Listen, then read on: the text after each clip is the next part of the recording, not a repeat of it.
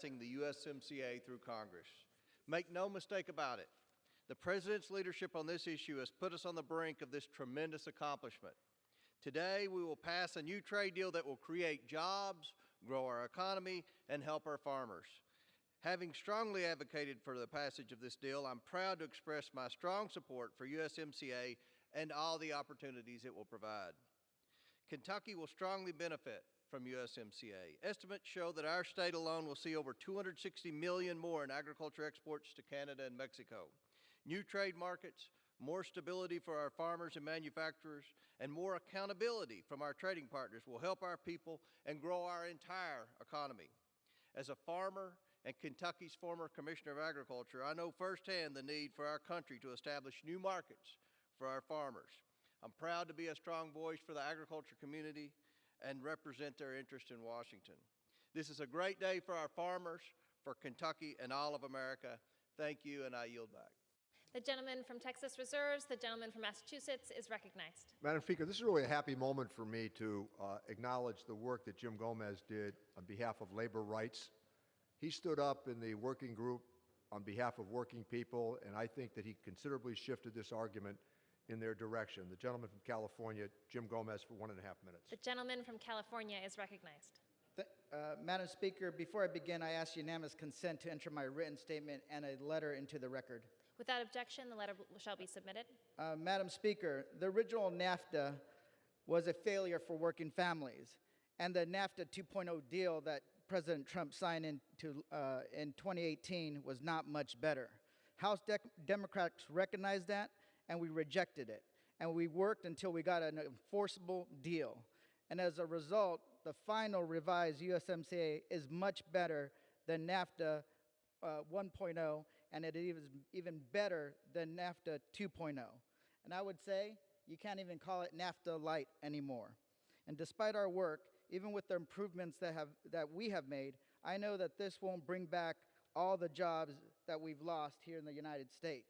But over time, I hope the new labor standards and the enhanced enforcement mechanisms we negotiated will help raise wages in Mexico, reducing U.S. corporation incentive to outsource jobs.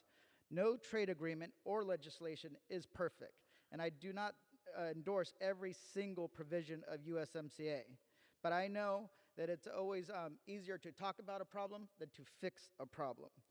And when we proceed on this issue, future trade agreements must recognize that trade and globalization have pushed wages down and weakened the negotiation power of workers.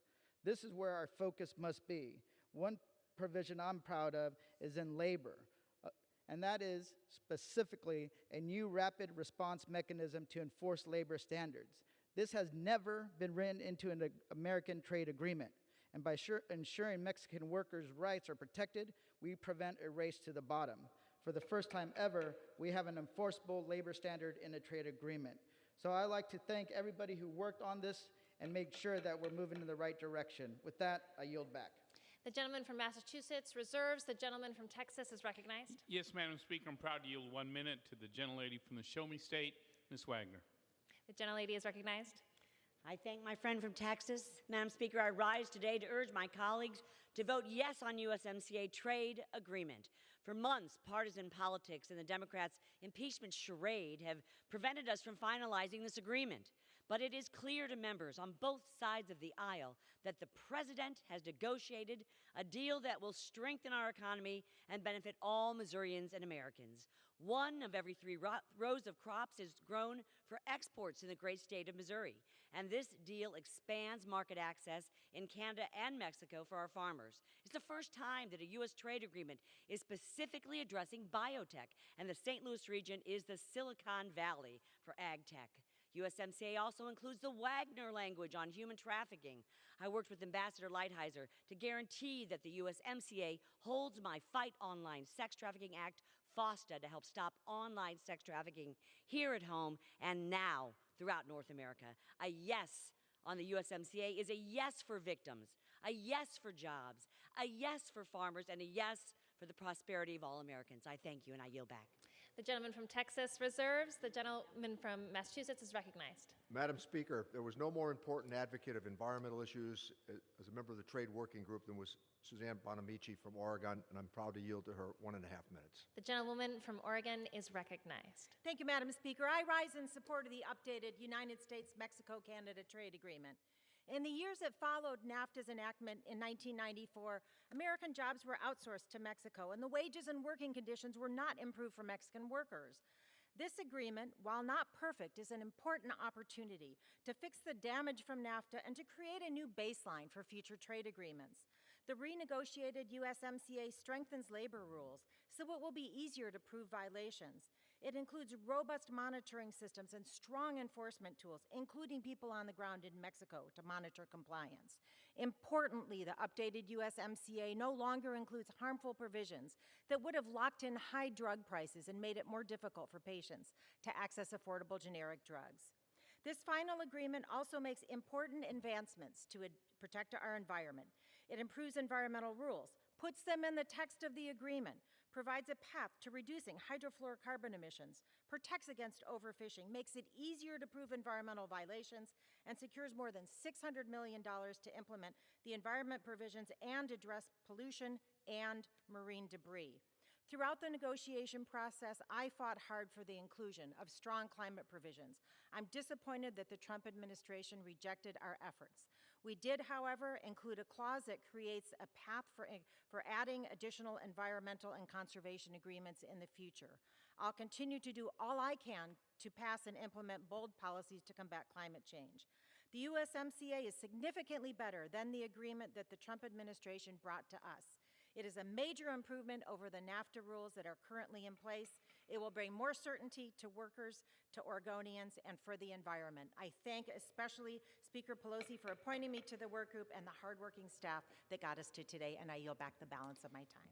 The gentleman from Massachusetts reserves. The gentleman from Texas is recognized. Madam Speaker, our next speaker has been a longtime leader in agriculture in the Farm Bill, and frankly, we couldn't have got this agreement done without him.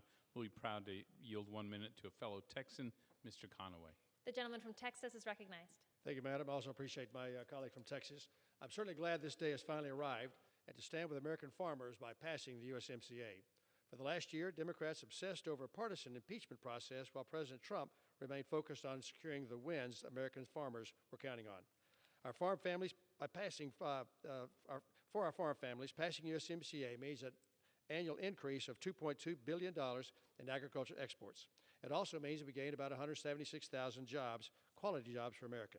The USMCA resets our trading relationships with Mexico and Canada, improves our farmers' market access to these two important trading partners, and strips away non-tariff barriers that prevent trade, free trade, and fair trade.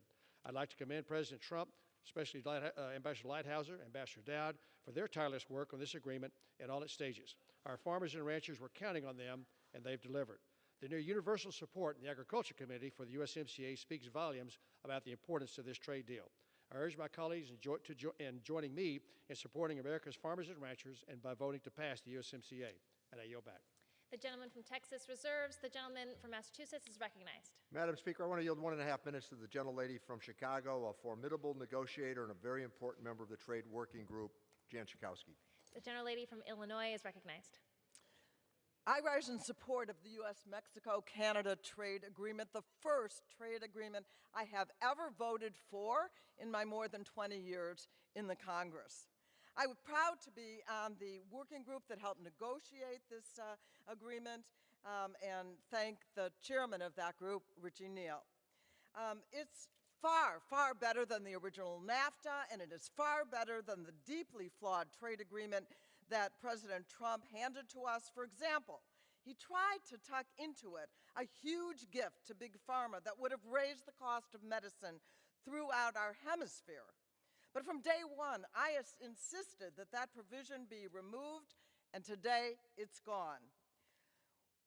Without the work of the working group, without the help of the Speaker of the House, without without Rich Trumka, the president of the AFL-CIO, we would not be voting on this today.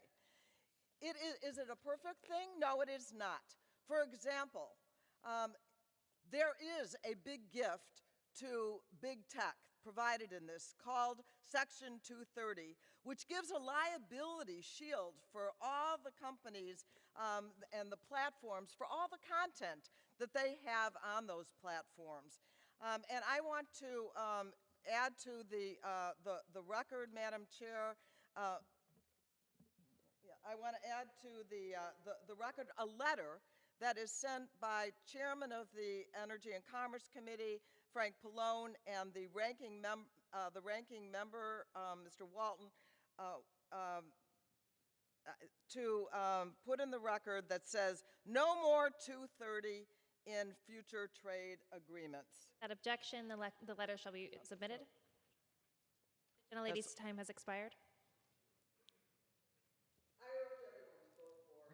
The trade agreement. Thank you. The gentleman from Massachusetts reserves. The gentleman from Texas is recognized. Snuck that in there well. Madam Speaker, I yield 1 minute to the gentleman from Ohio, Mr. Balderson. The gentleman from Ohio is recognized. Thank you, Ranking Member Brady. Thank you, Madam Speaker. I rise this afternoon with enthusiasm for a bipartisan agreement, the United States-Mexico-Canadian Agreement, or USMCA. This trade deal between our country and our top two trading partners will be a major win for the Buckeye State. Ohio farmers and manufacturers already export nearly $28 billion worth of goods to Canada and Mexico every year. The USMCA opens up Canada's market to American poultry and dairy, so Ohio farmers can now trade these products across international lines. In this digital era, many people's shopping is increasingly done online. People can shop small businesses and larger companies alike, especially during the holiday gifting season. USMCA brings an outdated trading agreement into the 21st century with a previously non-existent section on digital trade. USMCA is what our country needs now, and I'm thrilled to support this bipartisan agreement's passage. Thank you, Chairman Neal, and thank you, Ranking Member Brady. Thank you. Reserves. The gentleman from Massachusetts is recognized. Madam Speaker, I want to yield 1.5 minutes to the formidable negotiator from the state of Connecticut, a great friend, and I must say, an invaluable member of the working group that helped assemble this document, Rosa DeLauro. The gentlelady from Connecticut is recognized.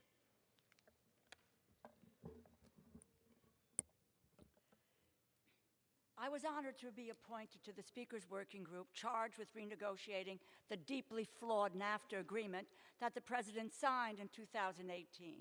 It enshrined the failed status quo that had hurt American workers while extending monopoly protections for pharmaceutical companies that would lock in high medicine prices.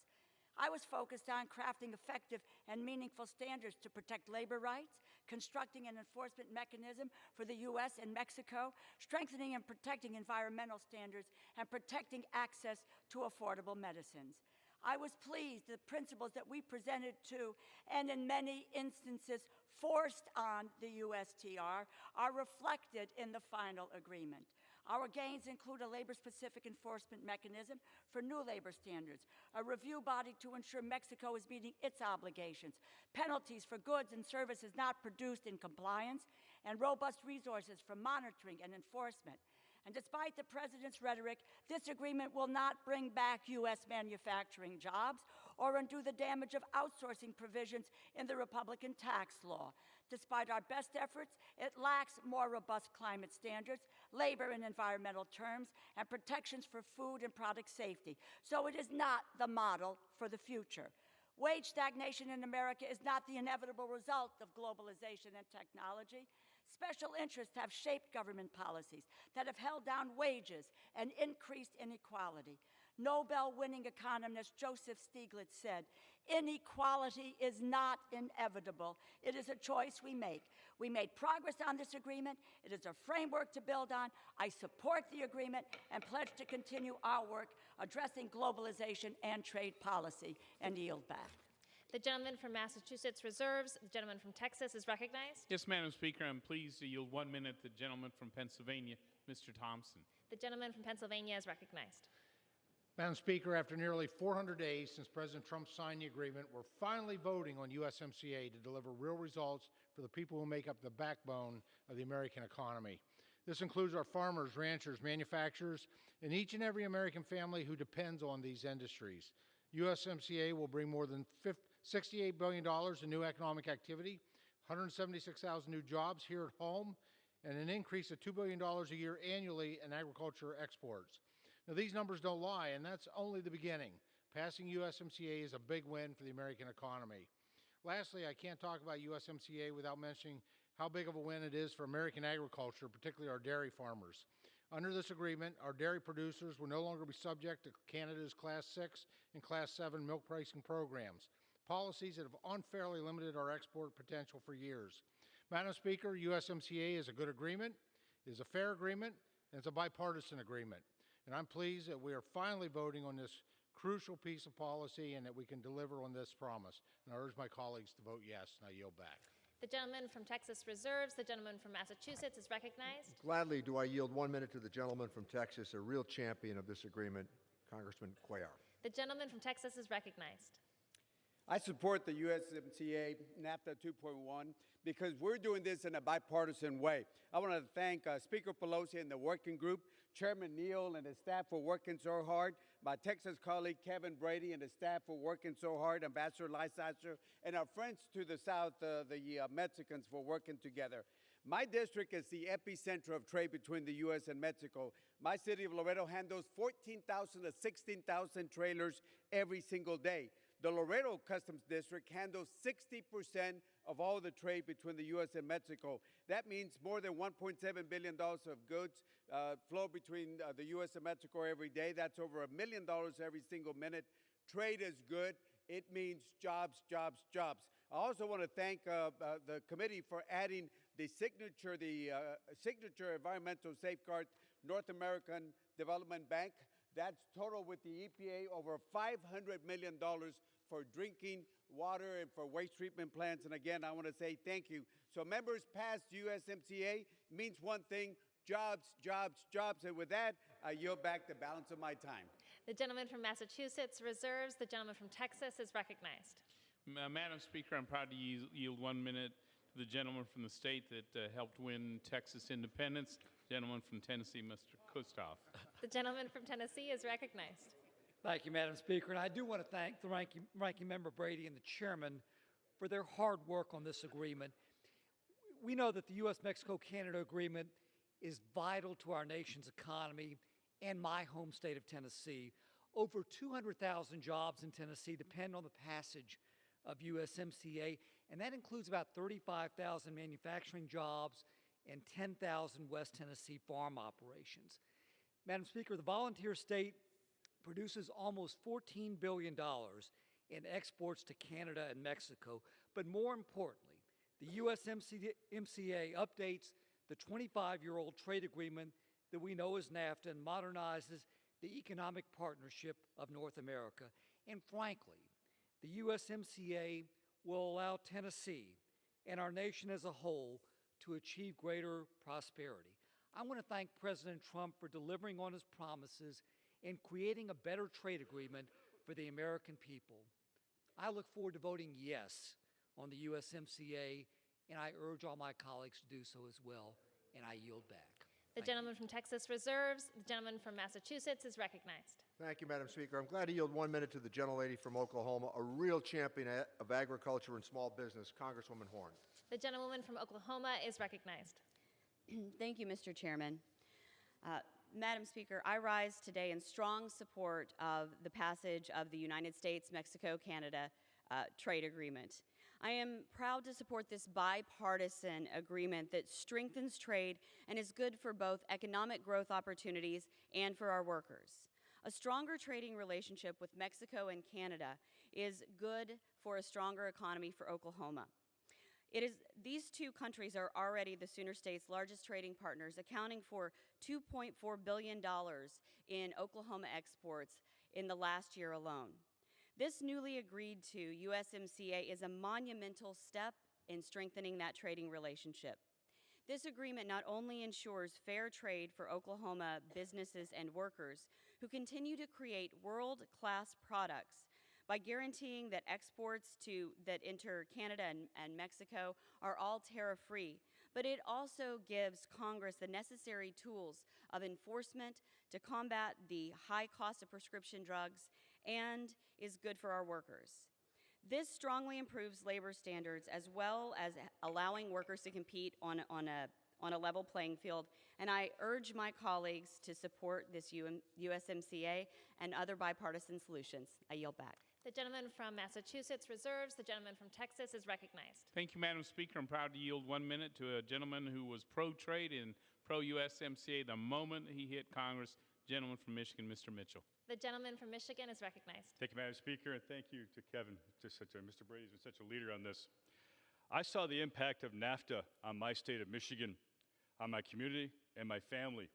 Jobs disappeared at an astounding rate, including my dad's job working an assembly line at an auto plant. I saw the unfair treatment of farmers trying to export their products. I live in a district with a major border crossing to Canada, the Blue Water Bridge. So I also saw the importance of trade with our neighbors. But trade must be fair, balanced, not disadvantage hardworking American families. NAFTA failed miserably at that. USMCA is a massive improvement over NAFTA in more ways than time allows me to detail.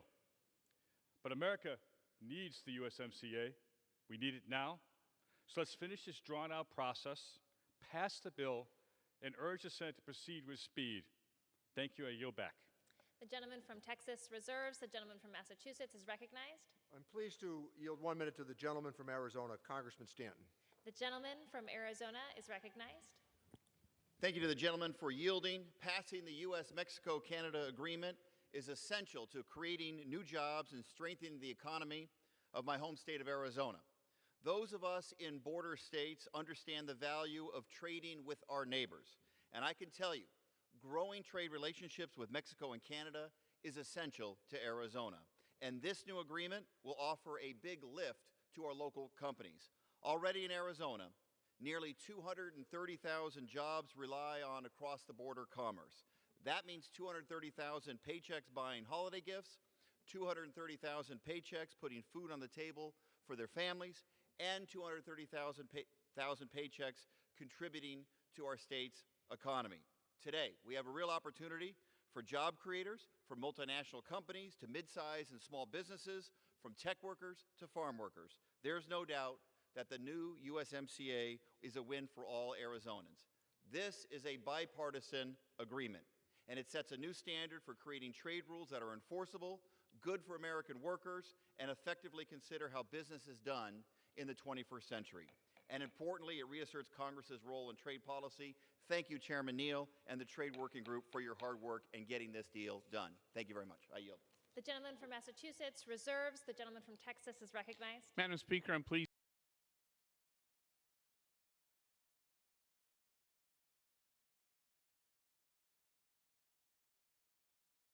to yield 1 minute to a gentleman whose district has the longest border with Mexico, was deeply engaged in negotiating rounds, Mexico, Canada, and the U.S.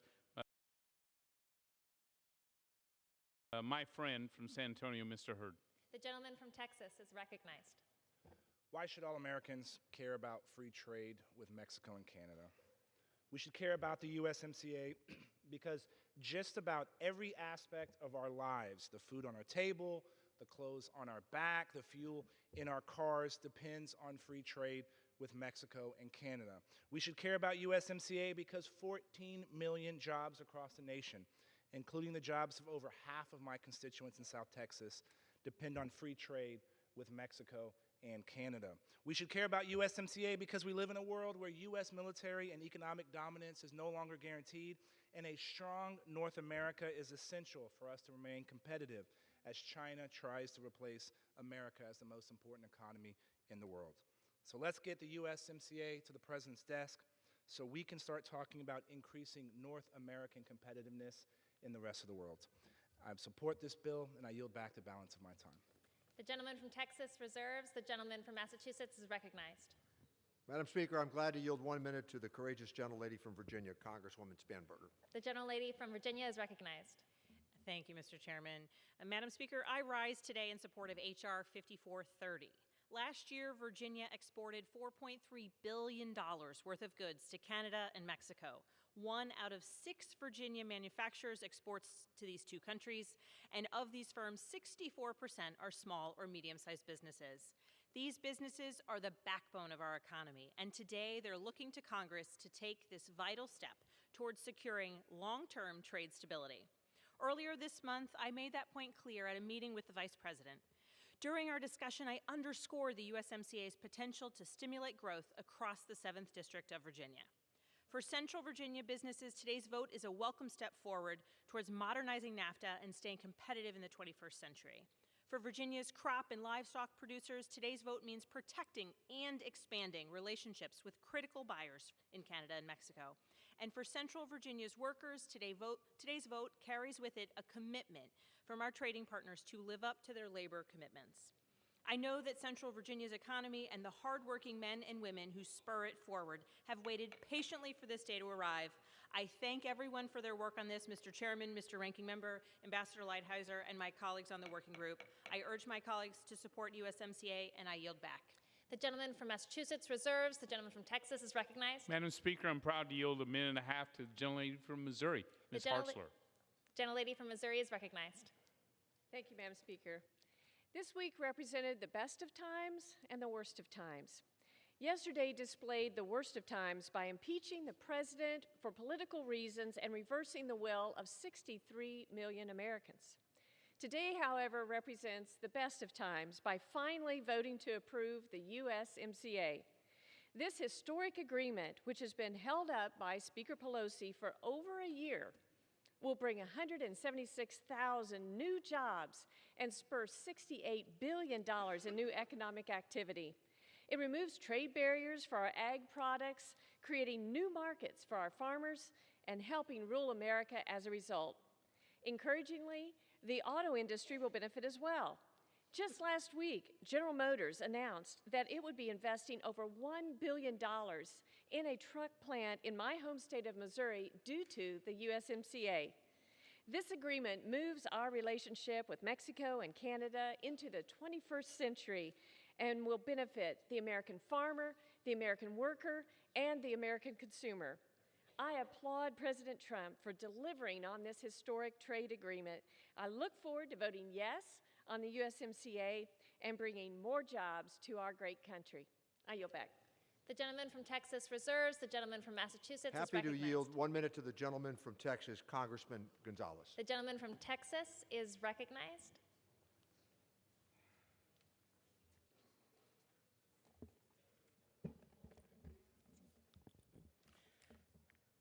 Madam Speaker, I rise today to express my support for the United States-Mexico-Canada agreement and also to sound the alarm of an issue that should have concerned us all, violence.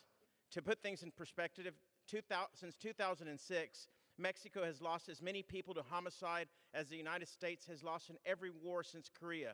Just in the last 3 years, the number of homicides exceed the number of soldiers lost in Korea and Vietnam combined, all while we act as if nothing is happening in our own backyard. Negotiators worked tirelessly to get us here to today's vote, but they failed to acknowledge the single greatest threat to the North American trade and prosperity, violence. I rise today to say that we've missed an opportunity, and I cannot be silent and will not let this go.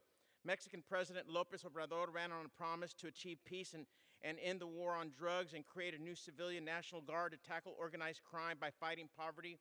While I have no doubt of his good intentions, he's failed miserably. Mexico's crime rate continues to rise. The endemic mass murders, disappearances, extortions, assaults in Mexico show no signs of slowing. Madam Speaker, by accepting this as a status quo and staying silent, we risk standing in the way of our own economic success. And I yield back. The gentleman from Massachusetts reserves. The gentleman from Texas is recognized. Thank you, Madam Speaker. I'm proud to yield 1 minute to a champion of agriculture, gentleman from Iowa, Mr. King.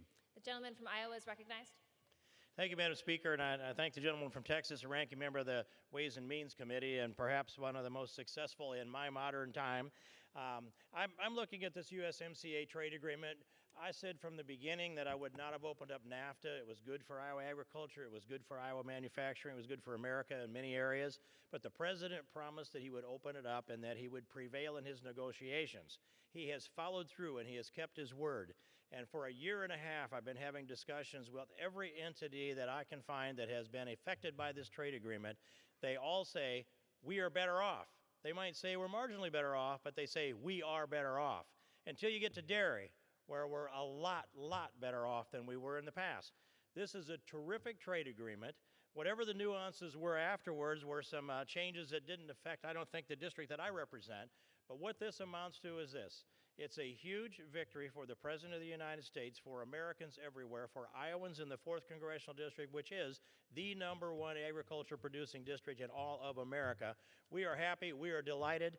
We are thankful to have this Christmas present coming to us. We say, Merry Christmas, Mr. President. Merry Christmas, America. The gentleman from Texas reserves. The gentleman from Massachusetts is recognized. Glad to yield 1 minute to the courageous gentleman from Texas, Congressman Allred. The gentleman from Texas is recognized. Madam Speaker, I rise to applaud the work of my colleagues in both parties on reaching a bipartisan consensus on a trade agreement between the U.S., Mexico, and Canada. I know that this was no easy task, and today we are poised to pass this historic agreement. This was a priority for me, and I worked tirelessly to ensure the administration, my colleagues, and House leaders knew how important this was for Texas. For Texans, trade with Mexico and Canada isn't just a textbook exercise or abstract policy issue. It is real jobs for more than 36,000 Texans in my district. Businesses across North Texas rely on supply chains between our 3 nations to manufacture, distribute, and sell goods and services. We must give them certainty and stability. I urge my colleagues to vote yes. This job-creating agreement will shift the trade paradigm and create a new standard for trade that will protect workers and the environment, both here at home and across the North American continent. I want to thank Chairman Neal and the working group and Ambassador Lighthizer for their work on getting this across the line, and I yield back. The gentleman from Massachusetts reserves. The gentleman from Texas is recognized. Madam Speaker, I'm pleased to yield 1 minute to Leader of Ag and Autos from Michigan, Mr. Huizinga. The gentleman from Michigan is recognized. Thank you, Madam Speaker. I rise today in strong support of the United States-Mexico-Canada trade agreement negotiated by President Trump and his team, as well as the strong leadership here in the House. For more than a year, I've called on Speaker Pelosi to have this vote on this trade agreement. I'm glad the day has arrived. The stakes for Michigan are extremely high. One estimate is 38.9% of Michigan's total GDP depends on trade, the highest in the nation. A staggering 65% of the state's exports are bound for Canada and Mexico. Trade with our nation's neighbors support more than 338,000 Michigan jobs. Ratifying the USMCA will lead to more than $30 billion of investment in new automotive manufacturing in the U.S. and create more than 75,000 jobs for American auto workers. Passing the USMCA is also vitally important to our agricultural community. Michigan's food and agricultural exports total approximately $1.98 billion annually and support roughly 805,000 food and agricultural jobs. This agreement will level the playing field for our farmers, growers, and producers and expand market access for commodities such as dairy goods, poultry, and eggs. And this is a win for Michigan workers, farmers, and job creators, and I support this bill. I yield back. The gentleman from Texas reserves. The gentleman from Massachusetts is recognized. Thank you, Madam Speaker. I'm glad to yield 1 minute to the gentlelady from Minnesota, who I can assure everybody was an assertive advocate of this agreement, Congresswoman Craig. The gentlewoman from Minnesota is recognized.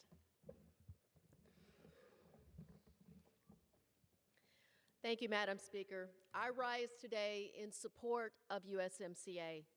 This trade agreement is a win for Minnesota's family farmers and small business owners. It protects American workers and creates certainty and new opportunity moving forward with our largest trading partners. I've walked on farms across my district and with the families who feed, clothe, and fuel this country. One thing is clear. Years of tough prices, severe weather, and trade issues have taken their toll.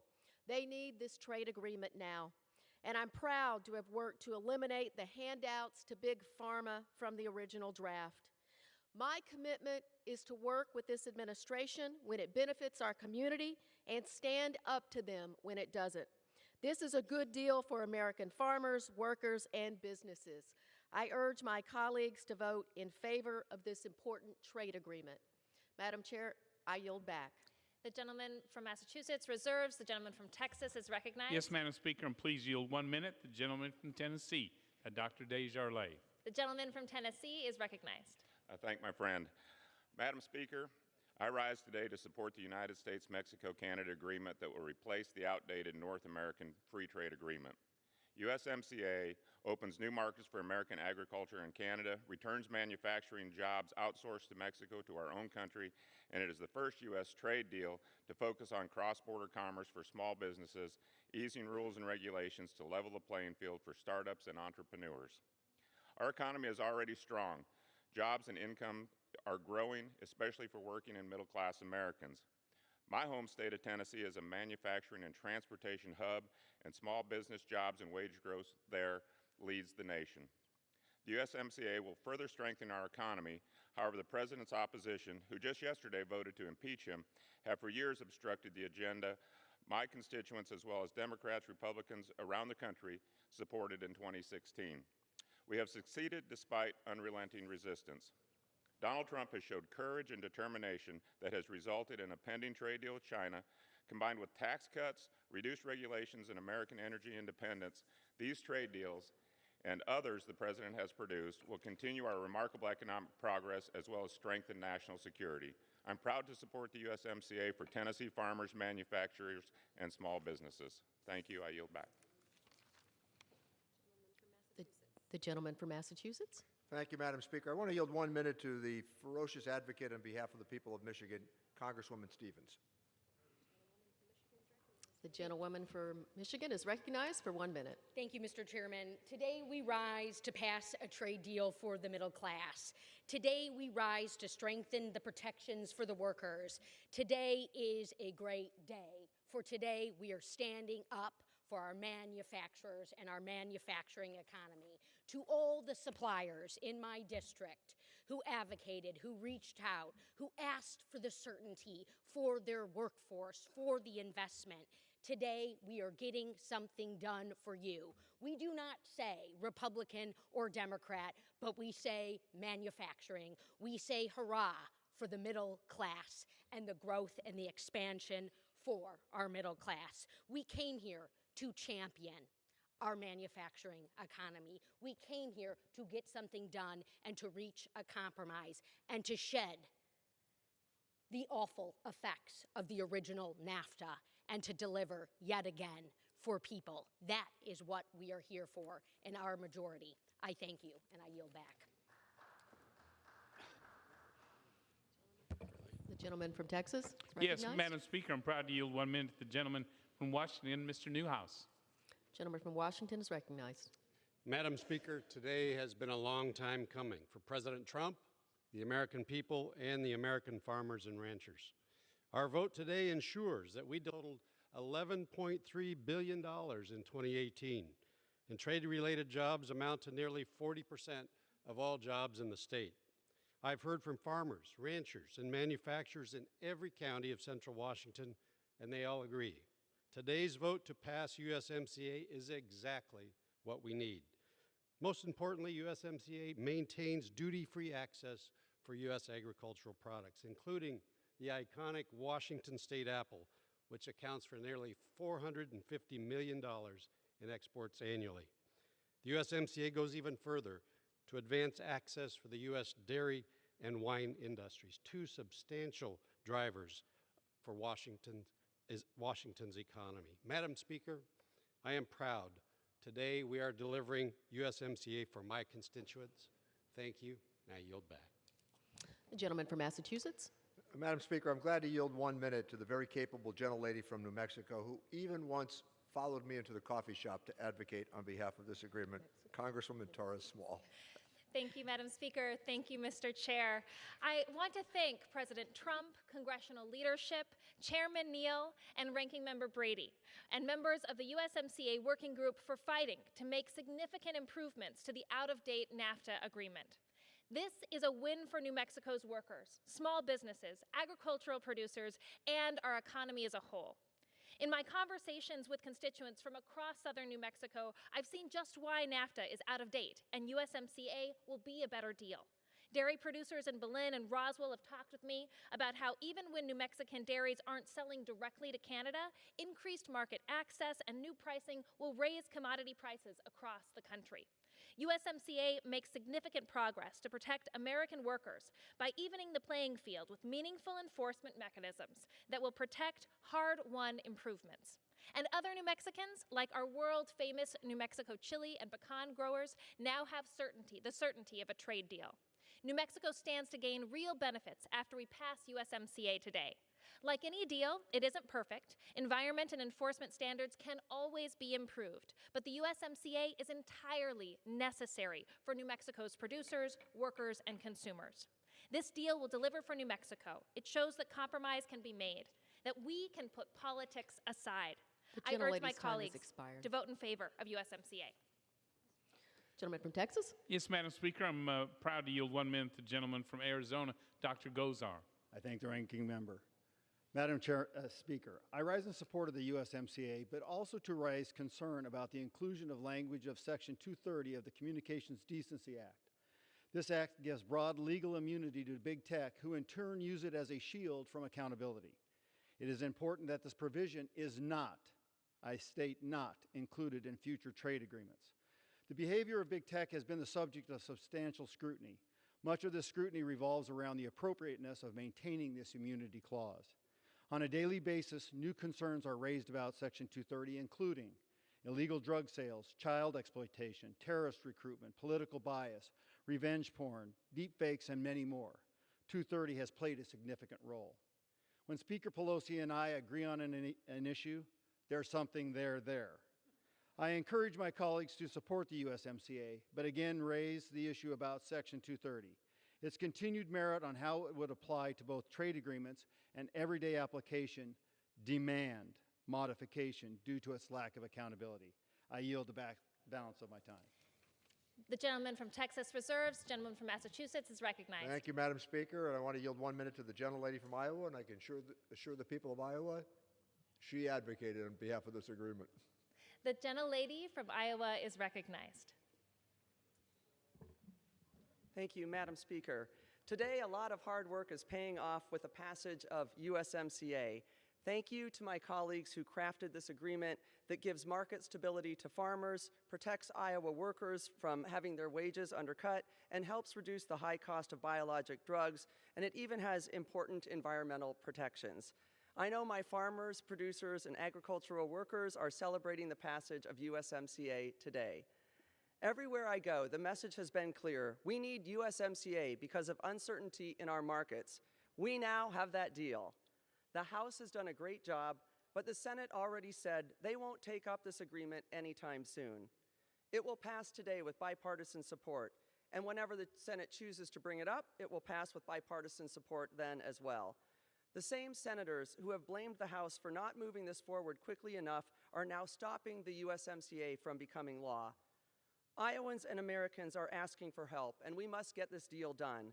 I'm proud to have fought for a better trade agreement that works for Iowa, and I encourage those of us to vote for it in the House and for the Senate to take it up for a vote to make life better for people across the country. Thank you.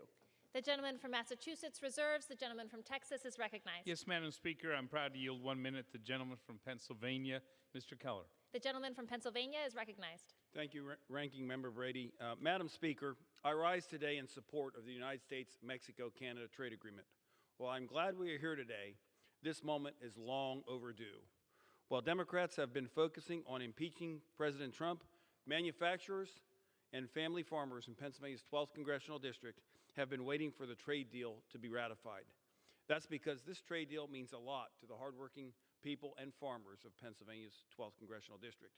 Just take the positive effect the USMCA will have on PA-12's farmers. Pennsylvania's 12th Congressional District is home to more than 10,500 farms, 98% of which are family farms. Moreover, our district is responsible for 18% of Pennsylvania's agricultural products. The provisions in this deal, eliminating Canada's Class 7 milk pricing program, increasing corn and soybean exports, and many other improvements, this will make a huge difference for those family farms. More importantly, is the leverage it gives the United States when negotiating additional trade deals. It's no surprise that when Speaker Pelosi agreed to the USMCA, China agreed to the Phase 1 trade deal that President Trump had been negotiating for the benefit of our country. Again, the USMCA is long overdue, but I am glad we are finally here to be able to support America in this trade deal. Thank you, and I yield back. The gentleman from Texas reserves. The gentleman from Massachusetts Madam is Speaker, recognized. glad to yield a minute to the gentleman from California again, who was an assertive advocate of USMCA. The gentleman from California is recognized. Thank you very much, Madam Speaker. I rise to recognize all of the hard work it took to reach this agreement for the United States-Mexico-Canada agreement. Chairman Neal, Ranking Member Brady, Chairman Blumenauer, the good work of Ambassador Lighthouser, the working groups the Speaker put together, and the Speaker's desire to see this get across the finish line. It's important to update NAFTA for the sake of the American workers and our agriculture economy. This agreement will improve opportunities for good-paying jobs in America by updating labor protection and standards in Mexico that can be enforced. An agreement goes a long ways to improving the environmental standards and clean up across the border pollution between California and Mexico and other border states. California farmers, ranchers, dairymen, and women will benefit from this deal. With nearly half of California's agricultural products destined for foreign markets, this deal certainly brings relations between our two largest trading partners, Canada and Mexico, cannot be overstated. I was glad to be a part of this bipartisan effort to bring people together for today's vote. I congratulate the President. The fact of the matter is, this is good for America, it's good for working people, and it's good for agriculture. I look forward to supporting USMCA, and I urge my colleagues to do the same. The gentleman from Massachusetts reserves. The gentleman from Texas is recognized. Thank you, Madam Speaker. Please yield 1 minute to the gentleman from Minnesota, Mr. Hagedorn. The gentleman from Minnesota is recognized. Thank you, Mr. Chairman. Madam Speaker, after advocating for USMCA this past year, I'm excited to vote for it today. Not only will this deal expand trade with Mexico and Canada, but it's going to help us build momentum for deals with other nations like China, Vietnam, and so forth. So it's going to be great for our country. One quick example of how this helps the American people, particularly farm families. Over the summer, Farmers for Free Trade rallied in our southern Minnesota district for USMCA. We're at the Hoffman Dairy Farm, about 15 miles south of New Ulm. The Hoffmans, sixth-generation dairy farmers. And they said, you know, it's been 5 and 6 years of tough commodity prices, low prices, high input costs. They needed a win. Our market for dairy has been shut out of Canada, virtually, with 300% tariffs. USMCA is going to knock down those tariffs, allow more exports, create more demand, help families like the Hoffmans, help our country. I urge everyone to vote for the agreement. Thank you. The gentleman from Texas reserves. The gentleman from Massachusetts is recognized. Thank you, Madam Speaker. I want to recognize, as I yield to the gentleman from South Carolina, Congressman Cunningham, the critical role that he played in getting us to this bipartisan negotiation of USMCA. The gentleman from South Carolina is recognized. Thank you, Mr. Chair, and thank you, Madam Speaker. Today, I'm proud to rise in support of the USMCA. As a representative of South Carolina's Low Country, which is home to the Port of Charleston, Volvo, Bosch, JW Aluminum, Becton Dickinson, and countless other manufacturers, I know just how important market stability and trade certainty is to my constituents. I promised the people of the Low Country I'd come to Washington to work with Democrats and Republicans in Congress, the White House, and anyone else necessary to find bipartisan, common-sense solutions to issues impacting our district. Passage of USMCA is a major step in that direction. Nearly 30,000 jobs in our district are supported by trade with Mexico and Canada. This agreement is absolutely critical to maintaining good-paying jobs and economic growth in the Low Country. I urge all my colleagues on both sides of the aisle to support passage of the USMCA to bolster America's economy, support workers, and protect the environment. I yield back. The gentleman from Massachusetts reserves. The gentleman from Texas is recognized. Madam Speaker, I'm proud to yield 1 minute to leader trade policy in the George H.W. Bush administration, friend from Arkansas, Mr. Hill. The gentleman from Arkansas is recognized. Thank you, Madam Speaker. I rise today in support of the USMCA, and I want to congratulate my friend Mr. Brady of Texas and Mr. Neal for their leadership in the House Ways and Means Committee. It's a great victory for your hard work and perseverance. As a member of the USMCA Republican House Whip team, I was proud to advocate on behalf of this much-needed update to NAFTA. 27 years ago, I worked for President Bush 41 and worked on supporting his goal of North America becoming the world's premier economic market. How pleased he would be to be here today and see this bipartisan support to update the North American trade market for a new generation. Impressive indeed. We'll take converts to free trade any day, even if some of them are overnight converts. The Senate must act expeditiously now to convert this dream to a reality and benefit the 100,000 Arkansans that live and die by trade with Canada and Mexico. Congratulations to President Trump and Ambassador Lighthouser on this historic victory, and a Happy New Year to the economic region in North America. The gentleman from Texas reserves. The gentleman from Massachusetts is recognized. Happy to yield 1 minute to the well-regarded gentlelady from Illinois, whose district I have visited, Congresswoman Bustos. The gentlelady from Illinois is recognized. Thank you, Chairman Neal. I appreciate the time. Thank you, Madam Speaker. In my congressional district, I represent more than 9,600 family farms and 90,000 labor households. I have toured my district many, many times and was fortunate enough to bring the Speaker of the House into the state of Illinois over the summer to meet with our family farmers. Trade is one of the top issues people back home bring up to me. And the message that they deliver is loud and clear. We need a strong trade deal with broad-based support to help both America's farmers and our labor communities. I've worked to help bring parties to the table and reach a deal that works for everyone. And I am proud to say that the United States-Mexico Trade Agreement is that deal. The USMCA outlines protections for labor that will make America better prepared to expand opportunities for our workforce. It builds on trade relationships critical to our agricultural markets, and it represents the strongest trade enforcement mechanisms our country has ever seen. I am proud to cast my vote to support this step forward and to help build the foundation for future trade agreements. I yield back. Thank you very much. The gentleman from Massachusetts reserves. The gentleman from Texas is recognized. Yes, Madam Speaker, I'm pleased to yield 1 minute to the Ag leader from the Mount Rushmore State, Mr. Johnson. The gentleman from North Dakota is recognized. The gentleman from South Dakota is recognized. Thank you very much, Madam Speaker. And so often in this political environment, victories bring with them a winner, but many more losers. But today is different. Today is a celebration. Today brings with it a bounty of benefits to a multitude of winners. If you are a dairy family, today you are a winner. If you are a middle-class family, today you are a winner. If you grow wheat, if you write code, if you process cheese, you are a winner today. So often in this chamber, we lament deals that could have been. But today is a deal we're celebrating with $2 billion of new ag exports, with 176,000 new jobs, with $68 billion of real growth in this economy.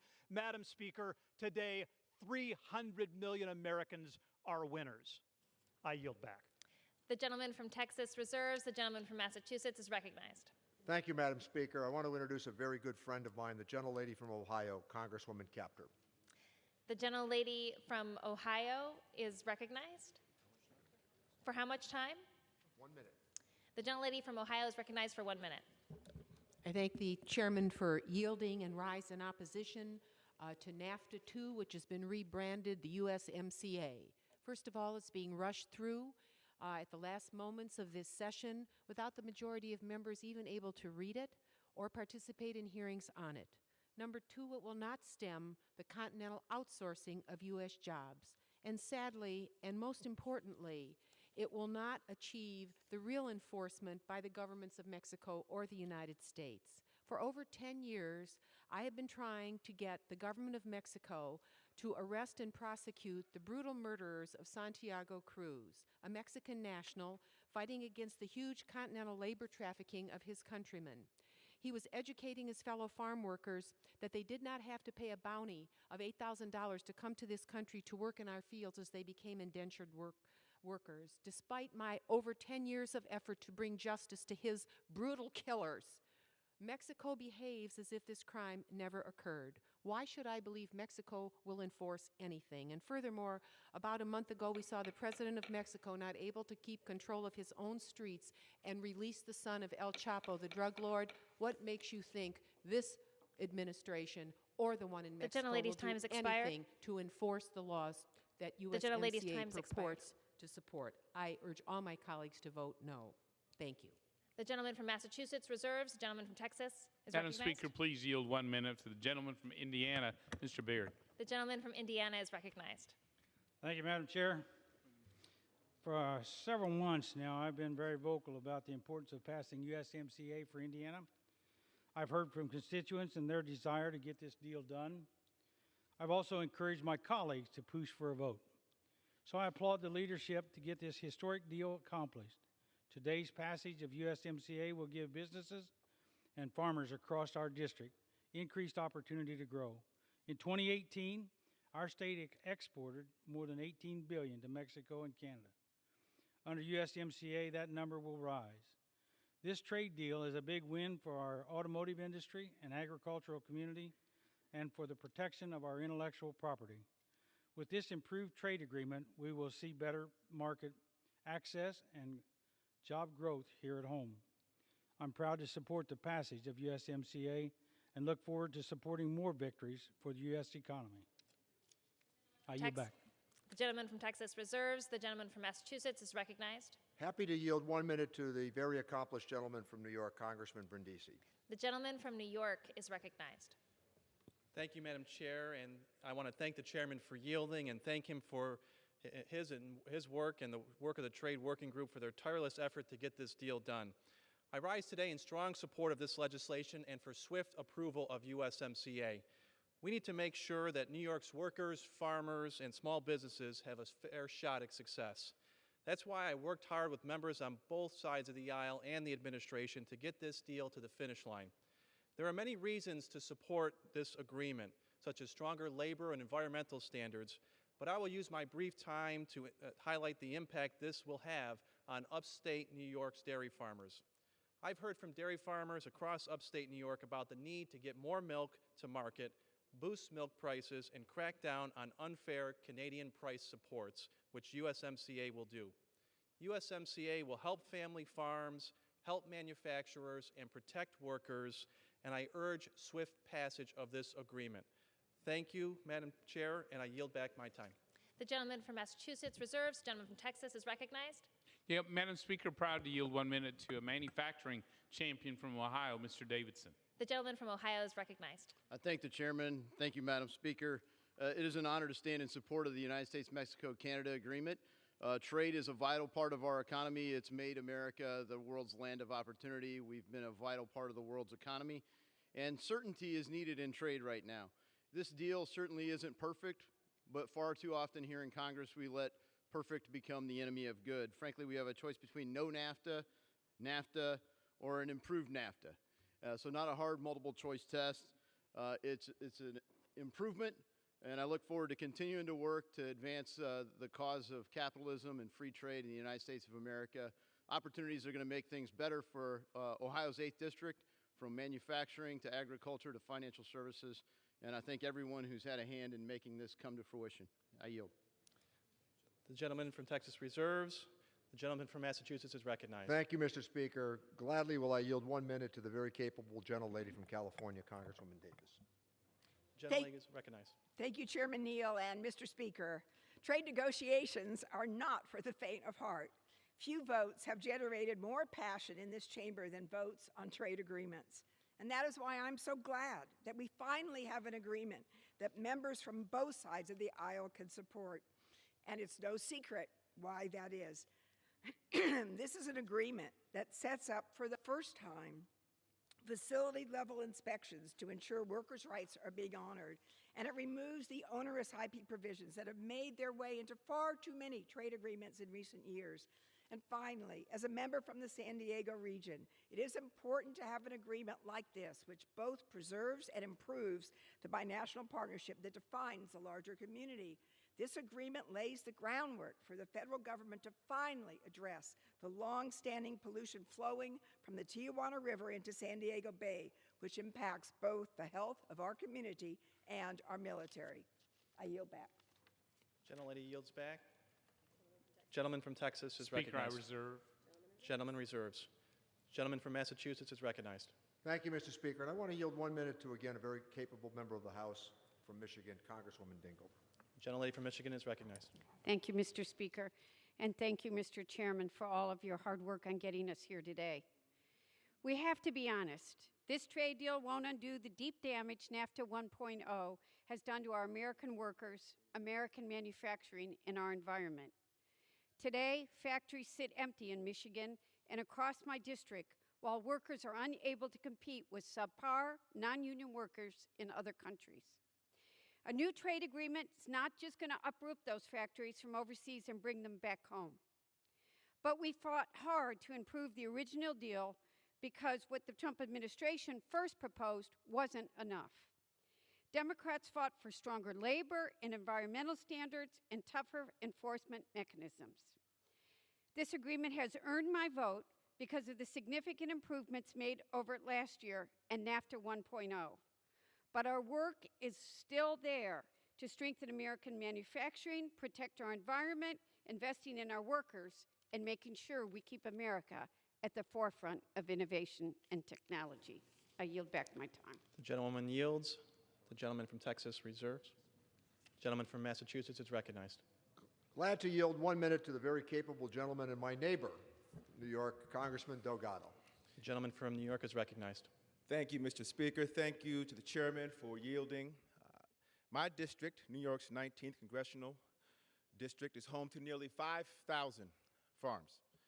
These are not large or corporate operations. They're small, family farms passed down from one generation to the next. These family farmers across my district, from dairy to organic to vegetable and diversified farmers, are being squeezed by market consolidation, lower prices, and unfavorable conditions during this downturn in the farm economy. Today, the House has an opportunity to provide a long overdue tool for their success. In a word, stability. The USMCA will maintain, and in some cases, increase for our farmers access to critical markets in Canada and Mexico. I'll close with a reminder. This is not a panacea. Our small farmers are facing significant headwinds, and it is our duty as a body to support this time-honored tradition in upstate New York time has and expired. across our country. I yield back. The gentleman from Texas reserves. The gentleman from Massachusetts is recognized. I want to yield 30 seconds to my friend, the gentleman from Michigan, Congressman Levin. The gentleman is recognized.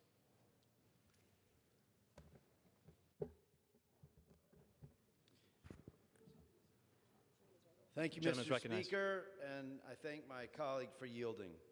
The threshold question for any NAFTA replacement must be whether it will finally stop the outflow of American jobs and raise the standard of living for Mexican, Canadian, and of course, American workers. My Democratic colleagues have worked tirelessly to ensure NAFTA's replacement leads to positive change, and I thank them for their efforts, which have improved the deal President Trump originally negotiated. But these improvements will not be enough to overhaul the entrenched system in Mexico that denies workers their rights, keeps wages unconscionably low, and consequently incentivizes companies gentleman's to time ship has jobs expired. to Mexico. Seconds. The gentleman is recognized. And incentivizes companies to ship jobs to Mexico and out of our communities like mine in Southeast Michigan. Mexico has not demonstrated the will meaningfully to reform its labor system, and the weakness of USMCA's enforcement mechanisms mean that we will not be able to hold Mexico's feet to the fire when promised reforms do not occur. I genuinely hope I'm wrong about this, but I fear we can expect the USMCA will perpetuate the harms of NAFTA for Mexican and American workers alike. Therefore, I oppose this legislation. Thank you, and I yield back. The gentleman yields back. The gentleman from Texas reserves. The gentleman from Massachusetts is recognized. Glad to recognize the very capable gentlelady from Texas, Congresswoman Fletcher. The gentlelady from Texas is recognized. For how much time? 1 minute. The gentlelady is recognized for 1 minute. Thank you, Mr. Speaker. I rise today in support of this USMCA agreement. In my home state of Texas, trade with Mexico and Canada accounts for billions of dollars and millions of jobs, many of them at the Port of Houston and in the greater Houston area. The USMCA modernizes the framework for our trade, strengthening enforcement, labor, and environmental provisions in an updated agreement that does not adversely impact our businesses, our workers, or our environment. It is also critical for our energy future. codifying a new zero tariff policy, and further encouraging U.S. energy exports across North America for years to come. The agreement represents a true bipartisan accomplishment that will set the standard for future trade agreements. I want to thank Chairman Neal, the working group, Ranking Member Brady, and Ambassador Lighthizer for their work. As co-chair of the New Democrat Coalition Trade Task Force, I have been actively working with them to advance this agreement all year. I am so glad to see it come to the floor of the House, and I encourage my colleagues to vote yes. Thank you, Mr. Speaker. I yield back the balance of my time. The gentlelady yields back. Gentleman from Texas reserves. Gentleman from Massachusetts is recognized. Mr. Speaker, I'm prepared to close. I'm as well. Gentleman reserves. Gentleman from Texas. I'm prepared to close as well. Mr. Speaker, I yield myself such time as I may consume. The gentleman is recognized. Thank you, sir. Texas is made for trade. No state ships or sells more around the world than the Lone Star State, and especially in my home region in the Houston area in the 8th Congressional District of Texas. So many of our jobs depend on free and fair trade. Almost 1 million in our state alone. The new USMCA is incredibly vital, incredibly important for us because our two largest trading partners are our friend and neighbor Mexico and Canada as well. I want to thank President Trump for bringing this trade agreement to reality. Like other presidential candidates, he pledged to renegotiate NAFTA.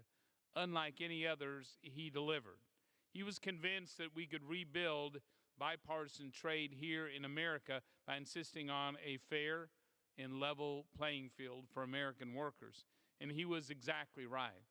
And earlier, when he championed tax reform, big reason he did that was every expert and every other presidential candidate, including Democrats, said manufacturing in America is dead.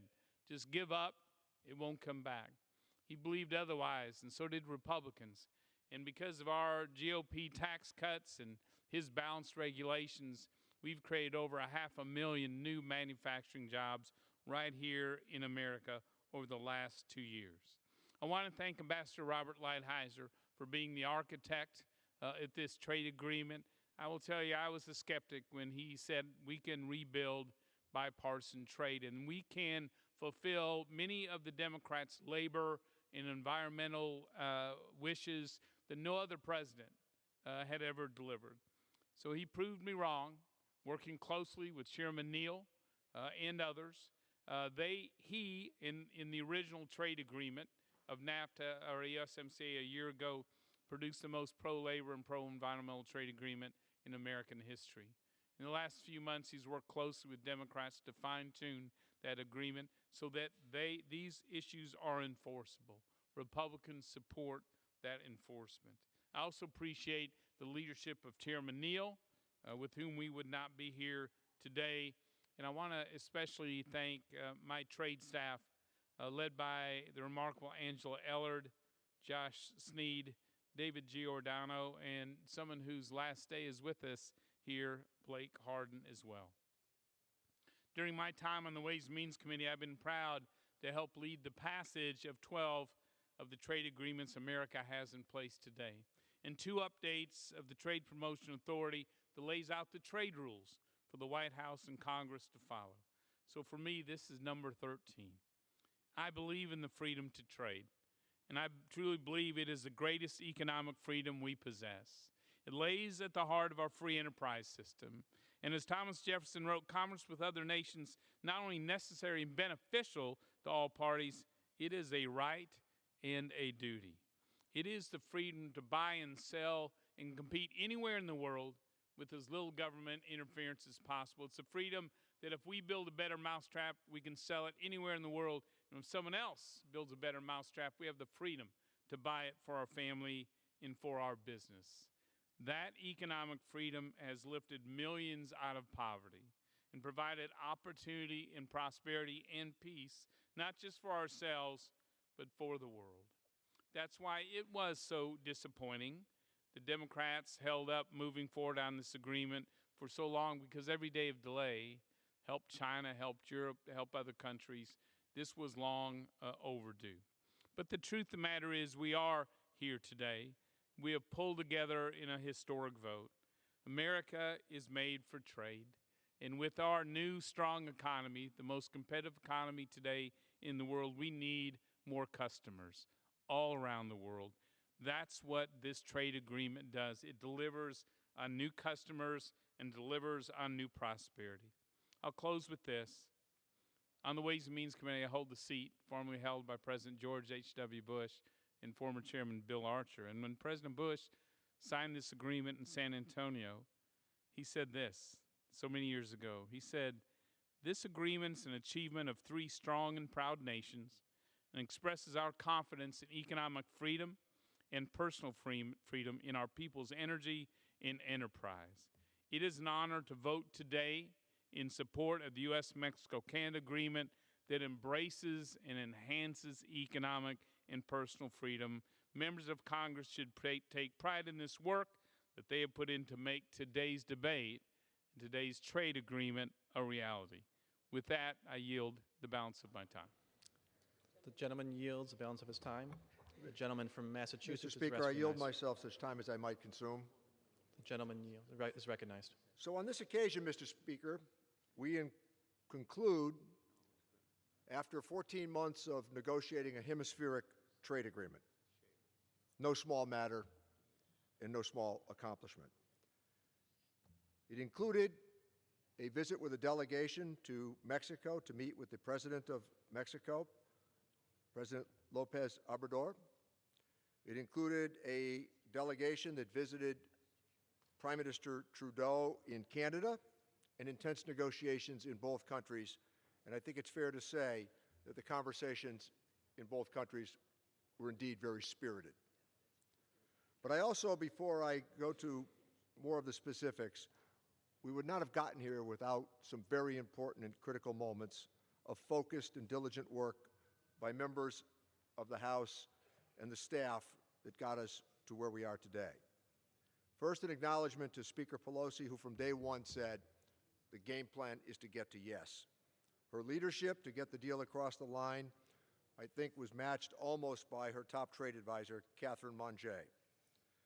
Let me thank the working group members, Trade Subcommittee Chairman Blumenauer and his staff, Laura Thrift and David Skillman, Representative Thompson and his staff, Jennifer Gedke, Representative Larson and his staff, Scott Stefano, Representative Terry Stool and her staff, Rob Nuttall, Representative Jim Gomez and his staff, Jim Negatu, Representative Rosa DeLauro and her staff, Jack Spiniso, Representative Schakowsky and her staff, Sid Terry and Asare Raymond Okalo, and Representative Suzanne Bonamici and her staff, Allison Smith. I want to thank the House Legislative Counsel, Mark Sinnes, Kalyani Parthasarathy, for their expertise, creativity, and many hours of hard and good work with our staff to prepare this legislation that is more than 200 pages long. They represent the very best of this institution's professionalism.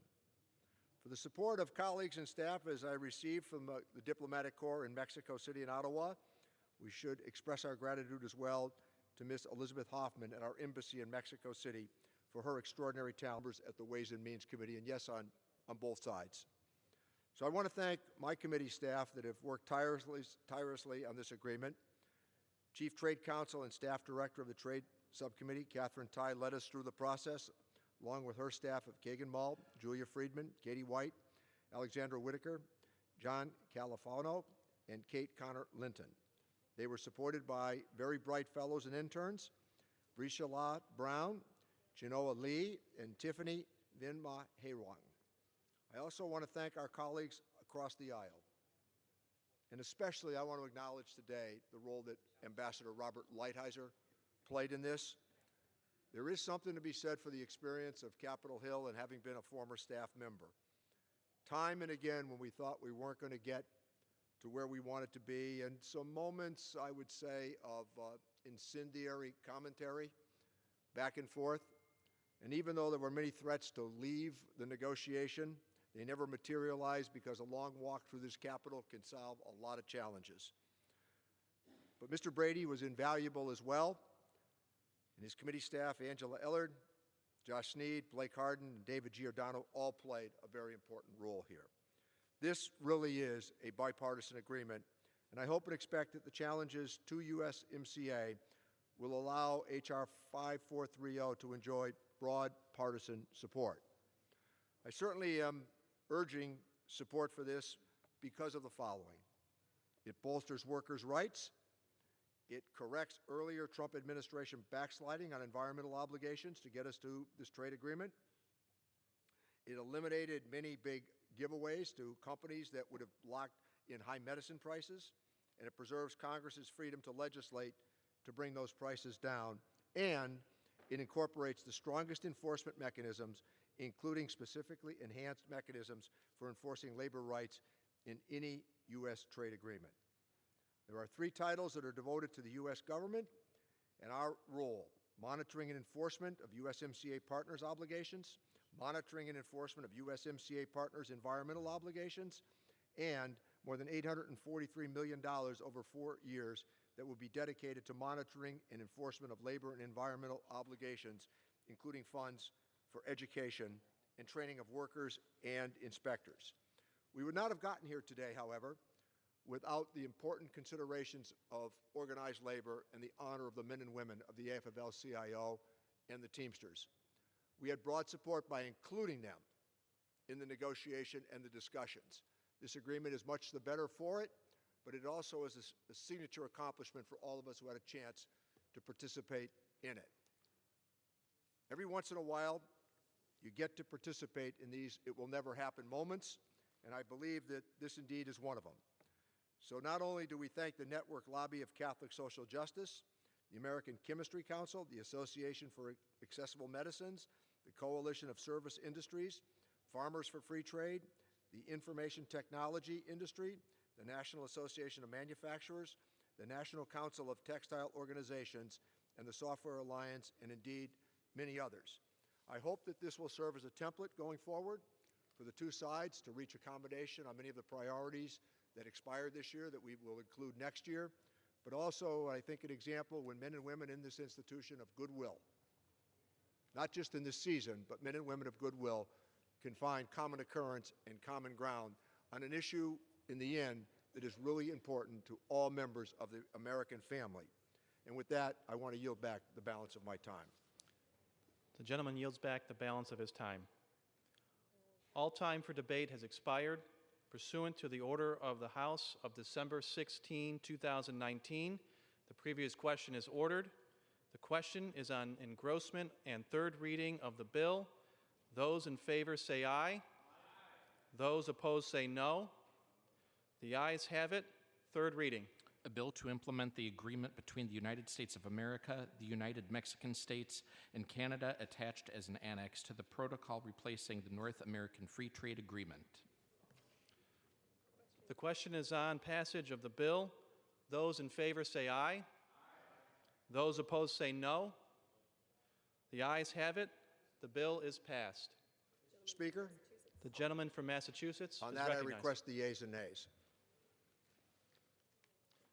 The yeas and nays are requested. Those favoring a vote by the yeas and nays will rise. A sufficient number have risen. The yeas and nays are ordered. Pursuant to Clause 8 of Rule 20, further proceedings on this question will be postponed. Pursuant to Clause 12A of Rule 1, the Chair declares the House in recess for a period of less than 15 minutes.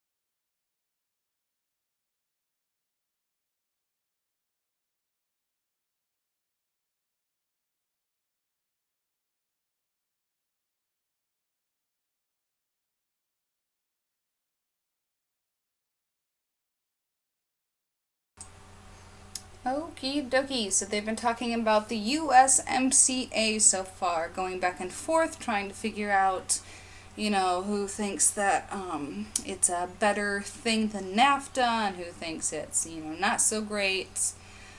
Remember, there was a big hullabaloo when Trump decided to not do NAFTA anymore and to come out with his own thing called the United States-Mexico-Canada Agreement instead of the North American Fair Trade Act, I believe is what NAFTA stands for. So that's what they've been talking about, and I believe it's at 2 o'clock. There's supposed to be a business meeting apparently regarding the modernization of Congress. So if that is on a different stream from a different feed, and the United States, Mexico, the USMCA stream, this one is still going on, then I'm just going to stay on this one instead of covering the modernization of Congress, because I think that this is, kind of important. There are some people that have seen some drops in sales in agriculture and some trade issues and stuff. Some businesses have been hurting because the USMCA has not been passed yet, and we've of course heard a lot of Republicans speaking against the whole impeachment thing by saying that this is just a ploy by the Democrats to try to just push off these other things, and there's all this other stuff that they need to address and other bills on the table that need to get passed and everything, and this was one of them. So they have all been waiting for this to come to the floor for a while. So I guess maybe I'll put on some jams until they come back from recess, because of course we know 15 minutes in government speech is probably 20, 25. So I'll just put on some Christmas jams until they come back. Thank you for joining, everybody, and remember to hit the subscribe button if you haven't yet, and hit the little bell notification right next to it, and that way you don't miss our live streams and our videos that we come out with. And thank you so much for watching. Let's get our Christmas jam on.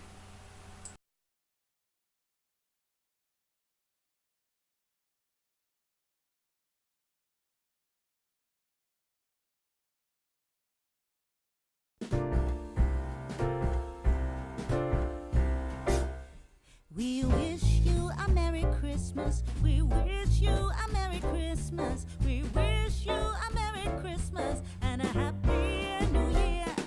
We wish you a Merry Christmas. We wish you a Merry Christmas. We wish you a Merry Christmas and a Happy New Year. Good tidings we bring to you and your kin. Good tidings for Christmas and a Happy New Year.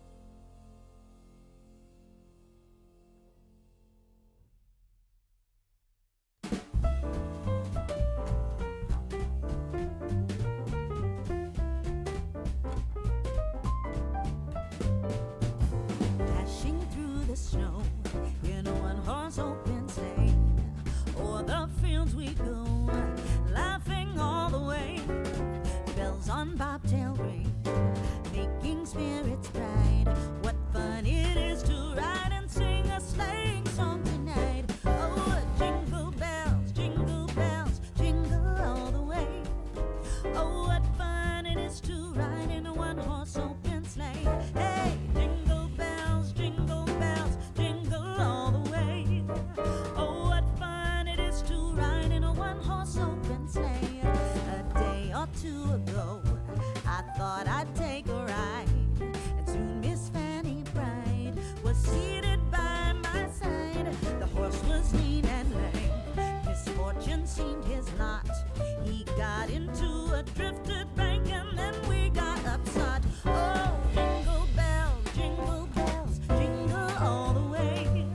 Oh, what fun it is to ride in a one-horse open sleigh. Hey, jingle bells, jingle all the way. Oh, what fun it is to ride in a one-horse open sleigh.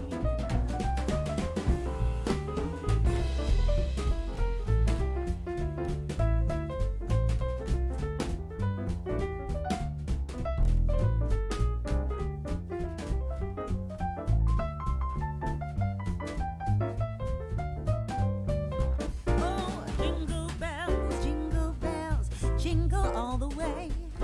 Oh, what fun it is to ride in a one-horse open sleigh. Hey, jingle bells, jingle all the way.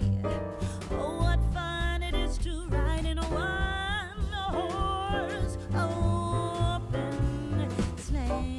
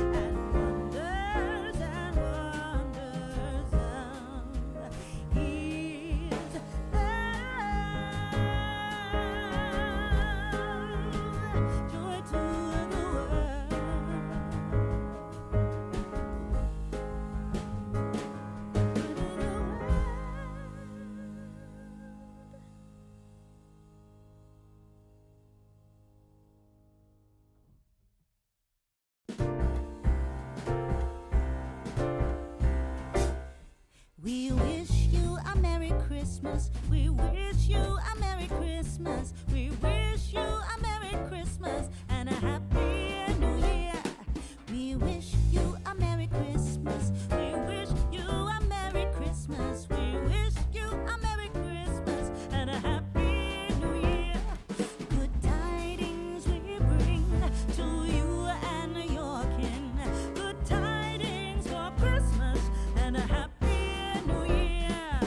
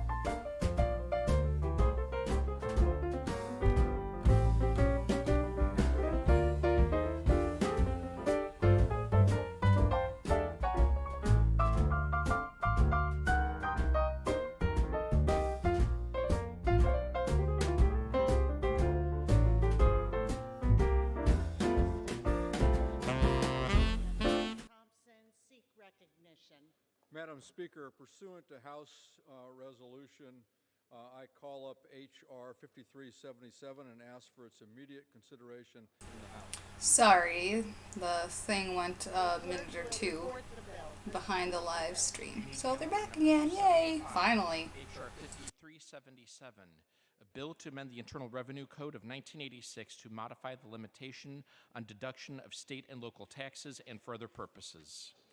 Pursuant to House Resolution 772, the amendment in the nature of a substitute recommended by the Committee on Ways and Means printed in the bill is adopted, and the bill as amended is considered read. The bill shall be debatable for 1 hour, equally divided and controlled by the chair and ranking minority member of the Committee on Ways and Means. The gentleman from California, Mr. Thompson, and the gentleman from Texas, Mr. Brady, each will control 30 minutes. The chair recognizes the gentleman from California, Mr. Thompson. Thank you, Madam Speaker. I ask unanimous consent that all members have 5 legislative days to revise and extend their remarks and to insert their remarks and any other material on this bill into the record. Without objection. Madam Speaker, I yield myself such time that I may consume. The gentleman is recognized. Madam Speaker, I rise in strong support of H.R. 5377, the Restoring Tax Fairness for States and Localities Act. This bill would temporarily repeal the SALT cap in order to restore fairness in our tax code and provide Congress time to develop more comprehensive tax reform. The current cap on the state and local tax deduction reflects the sloppy and cynical nature of the 2017 Republican tax bill. This bill was hastily rammed through Congress in just 51 days, without a hearing, without an opportunity to hear from state and local governments, and without an opportunity to hear from teachers or first responders. Republicans decided from the beginning, from behind closed doors, to include a cap on SALT deductions in order to help finance their tax cuts for corporations and the rich. In my home state, California, average SALT deductions are $20,448. A total of 6.5 million California families, or 35.6% of tax filers, claimed the deduction in 2017. The double taxation of earnings people have already paid in state and local taxes inhibits state and local government's ability to fund even the most vital of programs, including emergency services and public education.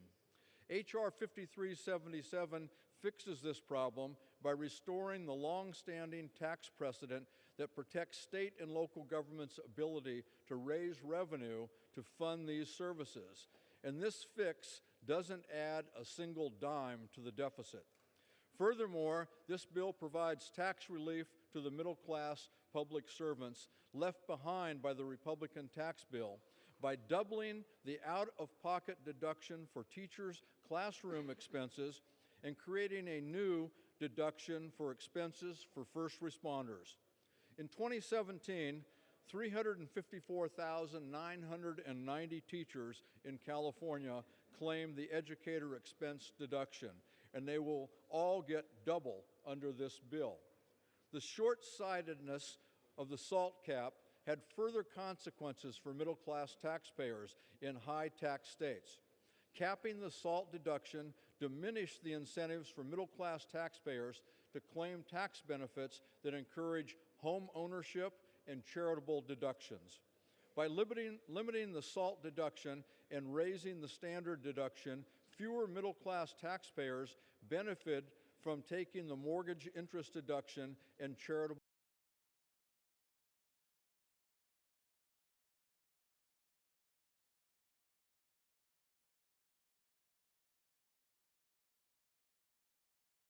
giving deductions. Home ownership is an important way for middle-class families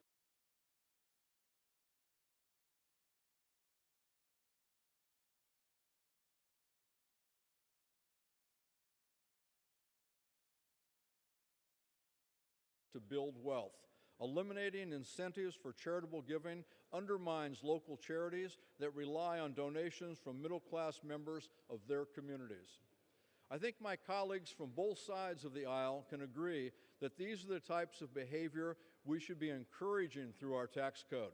This bill reverses the Republicans' actions to undercut these middle-class benefits to finance tax cuts for the wealthiest Americans. Finally, this bill isn't about cutting taxes for high earners. This bill is about tax fairness, ensuring that taxpayers are not double taxed by being required to pay federal income tax on earnings they pay in state and local taxes, and appeals to the core tenets of our federalist system.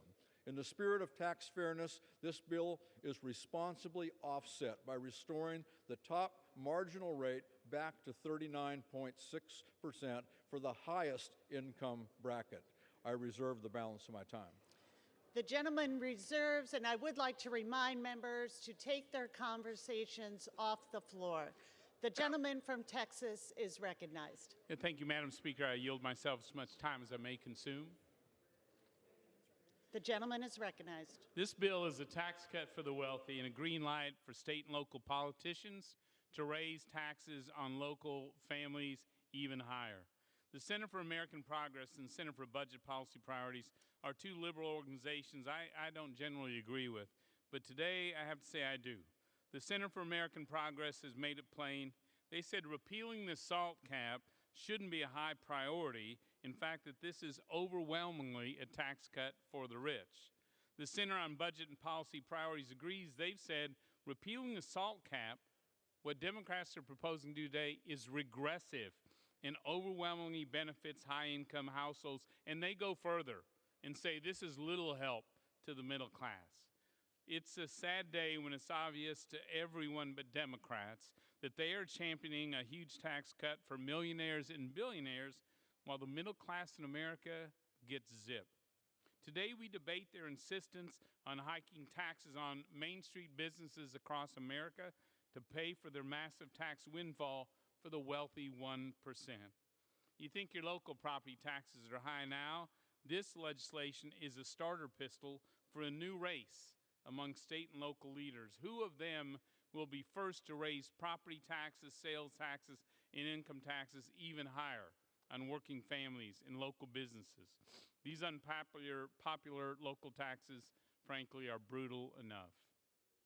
This bill truly is a tax cut for the few. According to the Liberal Tax Policy Center, only 1% of taxpayers in America paid more taxes last year due to the reasonable SALT cap. 1%. In California, only 2%. In New York, a mere 3%. The rest of taxpayers in America either received a tax cut or they broke even. And that's because the Republicans' Tax Cuts and Jobs Act lowered taxes on income across the board. We doubled the child tax deduction and expanded it to far more families. We doubled the standard deduction, so more working families keep more of what they earn, and we eliminated the alternative minimum tax for households making less than $1 million. This was important because more and more families, including in high tax states, especially in high tax states, found the AMT canceled out their charitable and SALT deductions completely. Another myth that's been debunked is that tax reform hurts state budgets. Just the opposite. Many states across America enjoyed a windfall in new revenues, an average of 6%, with stronger economies, more workers, and an expanded tax base. California Governor Gavin Newsom wrongly predicted capping SALT would result in lower revenues for California. In truth, his state brought in a whopping $3 billion more in personal income taxes than he predicted. It was the same story in all the high tax states, including New Jersey. So the question is, what did these states do with their windfall? Did they pocket these extra dollars, or did they pass them through to their families and local businesses by reducing state and local taxes? To their credit, 13 states reduced their SALT tax burden, but not in the high tax states who need it most. States like New Jersey actually raised their state and local taxes, while New York, Illinois, and Massachusetts are debating even higher SALT taxes.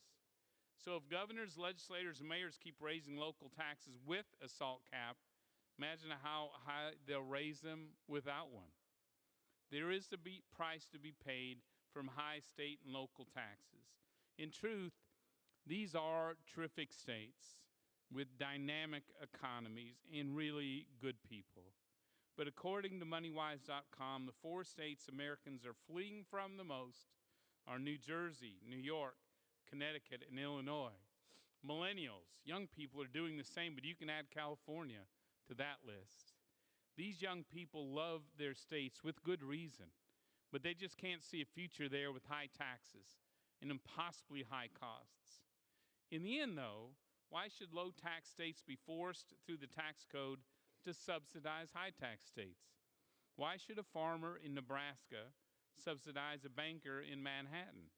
Why should a single mom in New Jersey or a janitor in a building who doesn't itemize their taxes subsidize the billionaire in the penthouse who does?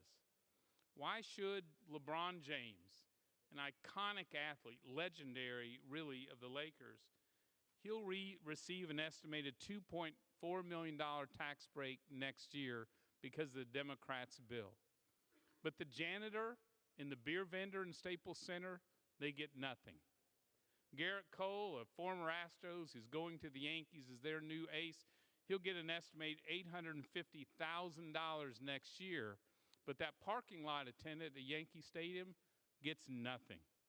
That's what this bill does, because more than half the SALT deduction goes to millionaire and billionaire households. Madam Speaker, the House is not in order. The gentleman is correct. The House is not in order. Please take your conversations off the floor. The gentleman is recognized. Thank you. The SALT cap of $10,000 is higher than the national average of SALT deductions. And because of Republican lawmakers in the high-tax states who weighed in aggressively during tax reform, it can be used for property sales or income taxes. And the AMT, which is worth up to $10,000 in tax breaks, was eliminated. Thanks to pro-growth tax reform, our U.S. economy has roared into gear as the most competitive economy on the planet, with the lowest unemployment in half a century, paychecks increasing the fastest in more than a decade, wage growth outpacing inflation by $1,000 a year for average working families. American manufacturing is back. We have 1 million more job openings than workers. America is once again a land of opportunity. Placing a cap on the SALT deduction to let middle-class families, not the wealthy, keep more of what they earned is a crucial component of achieving this economic victory for American workers and their families.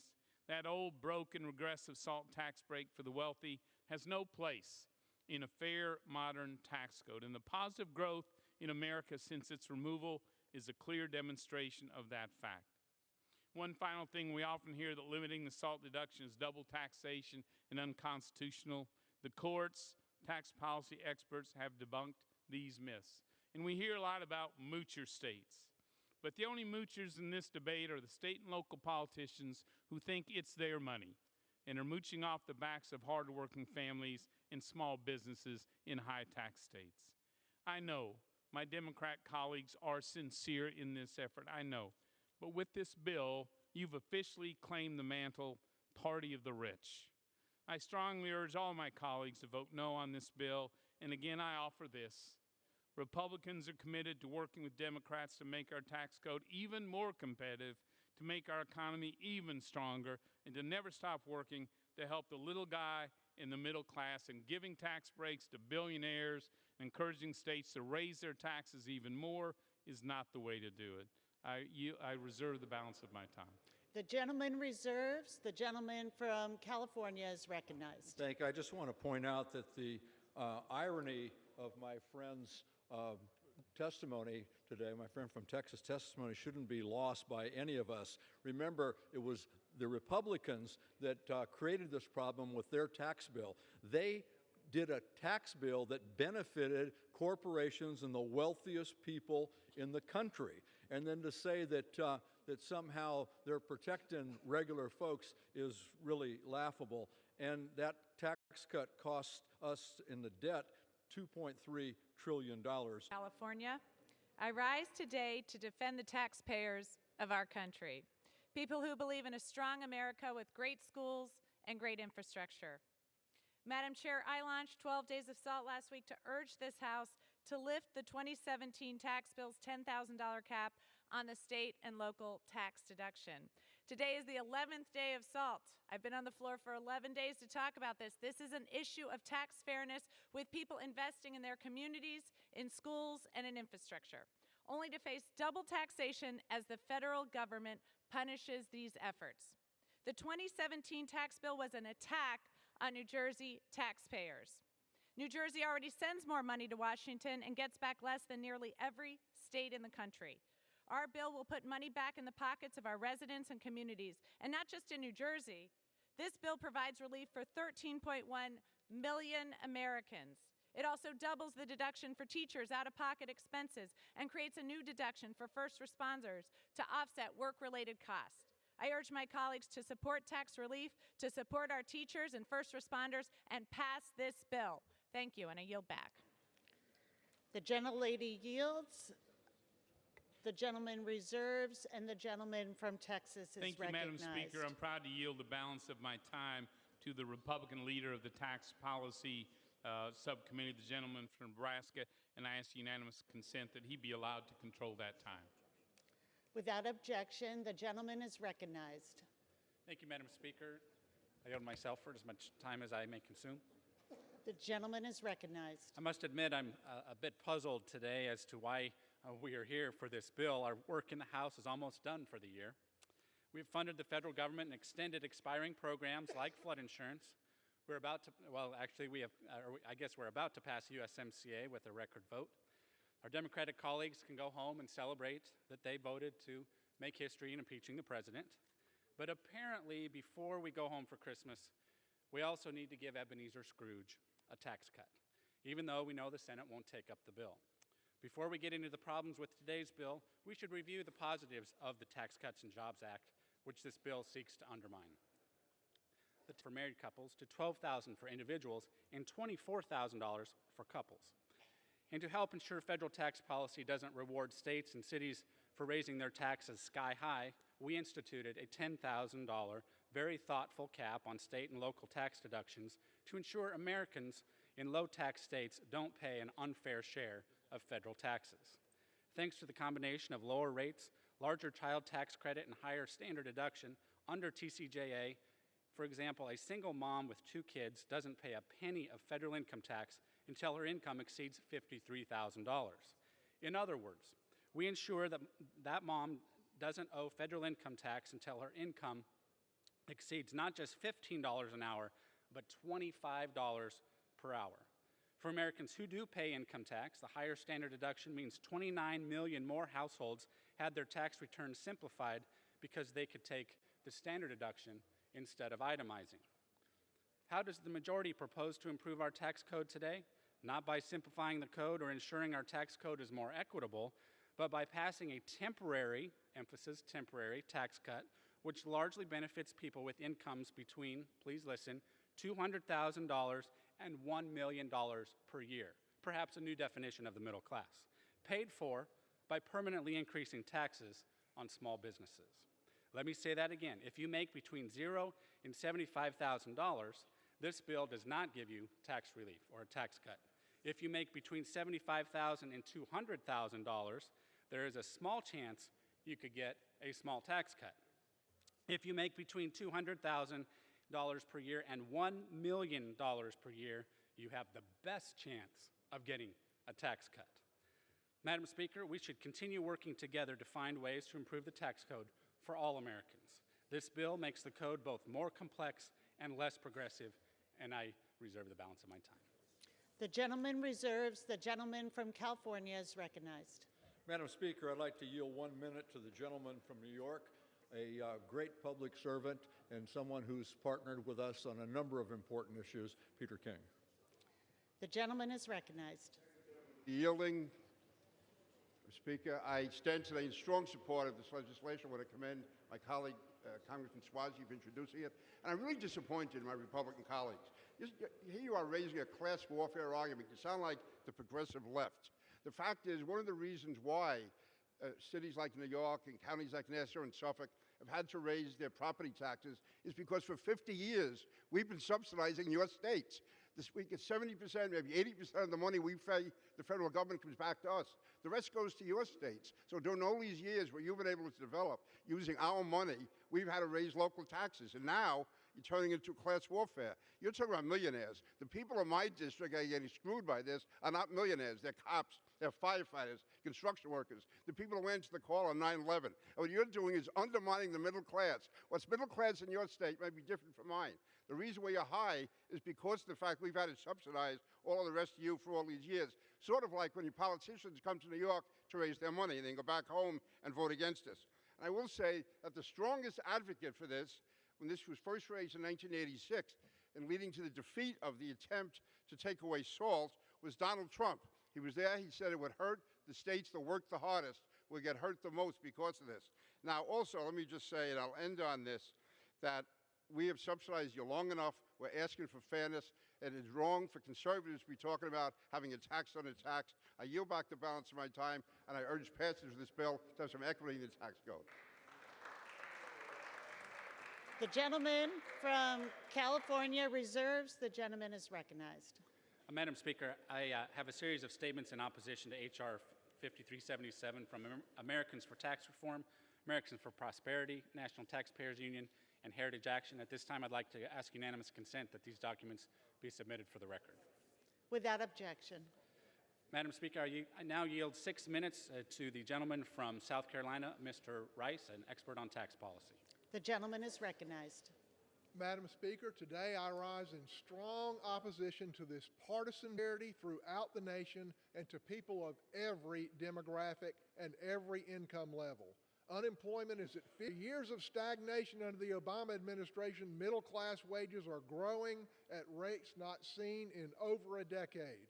Opportunity has been restored in this land of opportunity. How did the Tax Cuts and Jobs Act accomplish all this? Primarily, it cut tax rates for businesses to make them more competitive in the world, especially small businesses that employ 2/3 of American workers. H.R. 5377 eliminates the $10,000 cap of deductibility on state and local taxes, referred to as the SALT deduction, and pays for it by raising the top rate from 37 to 39.6%. This, however, is the rate paid by many of the small business owners that employ all of those Americans and has restored our prosperity. This would absolutely make those businesses less competitive in the world and would dampen America's renewed prosperity. Madam Speaker, even worse, the $10,000 cap on deductibility of the SALT deduction is more than sufficient for over 90% of Americans. Lifting this $10,000 cap is a plain tax cut for the rich. The Democrats' constant complaint about the Tax Cut and Jobs Act is that it was a tax cut for the rich, which is simply untrue. But today, they propose to fix it by giving an even bigger, massive tax cut to the rich. That's correct, and let me repeat it. They complain that the Tax Cuts and Jobs Act was a tax cut for the rich, and they want to fix it by giving an even bigger tax cut to the rich. 94% of the benefit. There's an old proverb, I can't hear what you're saying because your actions speak so loudly. This legislation would be particularly bad for poor and rural areas and states with low taxes like Florida and Texas, which have no state income taxes. The average SALT deduction in my home county is $1,800, well below the $10,000 cap. We had a hearing where we invited mayors of affluent townships around D.C. and in New York State, and their complaint was that without the SALT deduction, they would have difficulty in raising taxes on their residents. Madam Speaker, the D.C. suburbs have the highest household income in the country. The median household income is over $100,000.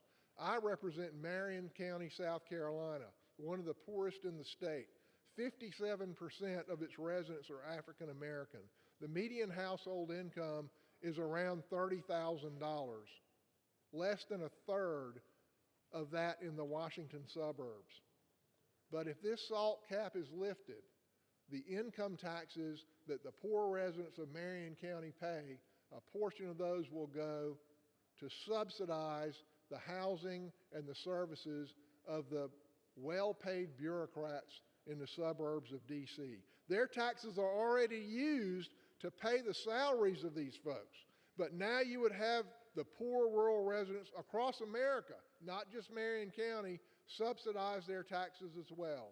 Madam Speaker, yesterday, those across the aisle voted to impeach President Trump, who has done more to rebuild the middle class than anyone since Ronald Reagan.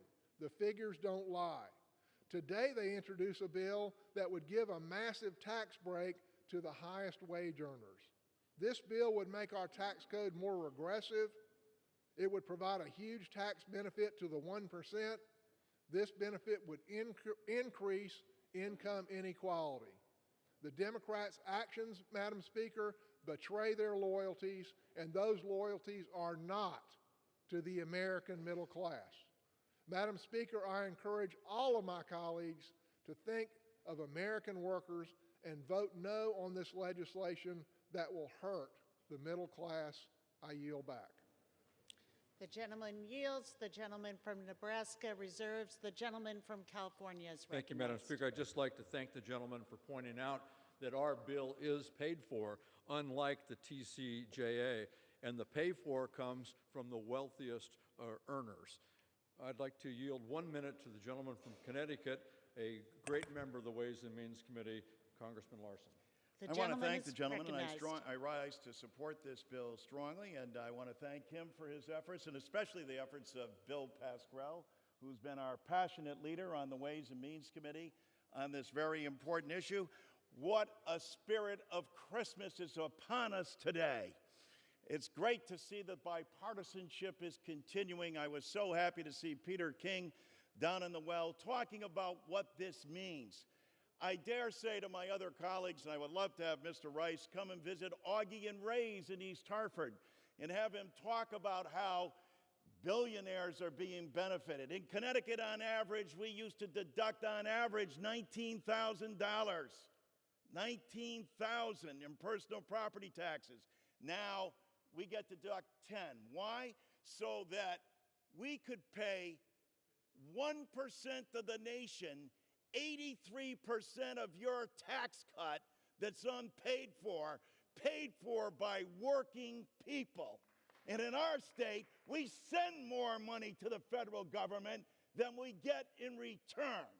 And so the basic unfairness that was established by Lincoln back during the Civil War is that this is double taxation and especially hurts the blue-collar workforce all across this great country, but especially in those states who go out of their way to pay their own. I yield back. The gentleman yields. The gentleman from California reserves. The gentleman from Nebraska is recognized. Thank you, Madam Speaker. I might add that Nebraska, the state that I represent, actually is considered to be a donor state as well. And there's great support for the SALT cap in Nebraska. Madam Speaker, I now yield 3 minutes to the gentleman from Arizona, Mr. Schweiker. Before I recognize the gentleman, I would just remind the members to direct their comments to the chair. The gentleman is recognized. Thank you, Madam Speaker. And to my friends here, this is one of those moments, I wasn't going to come up here and try to do Firebrand or the theater, but we do have a little moment of intellectual inconsistency. And so let's actually just try a quick thought experiment. We as a body, my brothers and sisters on the left, you support a progressive tax system, right? Well, Madam Speaker, if you support a progressive tax system, then the fact of the matter is if you have a high income earning state community, you pay more taxes. So just a little line of intellectual consistency. So you support wealthier paying more. So what happens when you actually have a deduction that you want to put back. I'm sorry, but you know me in charts. It's a problem. I'm working on a 12-step group to deal with it. The fact of the matter is, the top 5% of income earners get 77% of the benefit. You can't intellectually have it both ways. I mean, aren't your brains just exploding? Saying, well, one hand, we want you to give rich people these deductions, but on the other hand, we want to tax rich people more, except for this bill where we want to give the really, really rich people the benefit. So you're going to get a chance.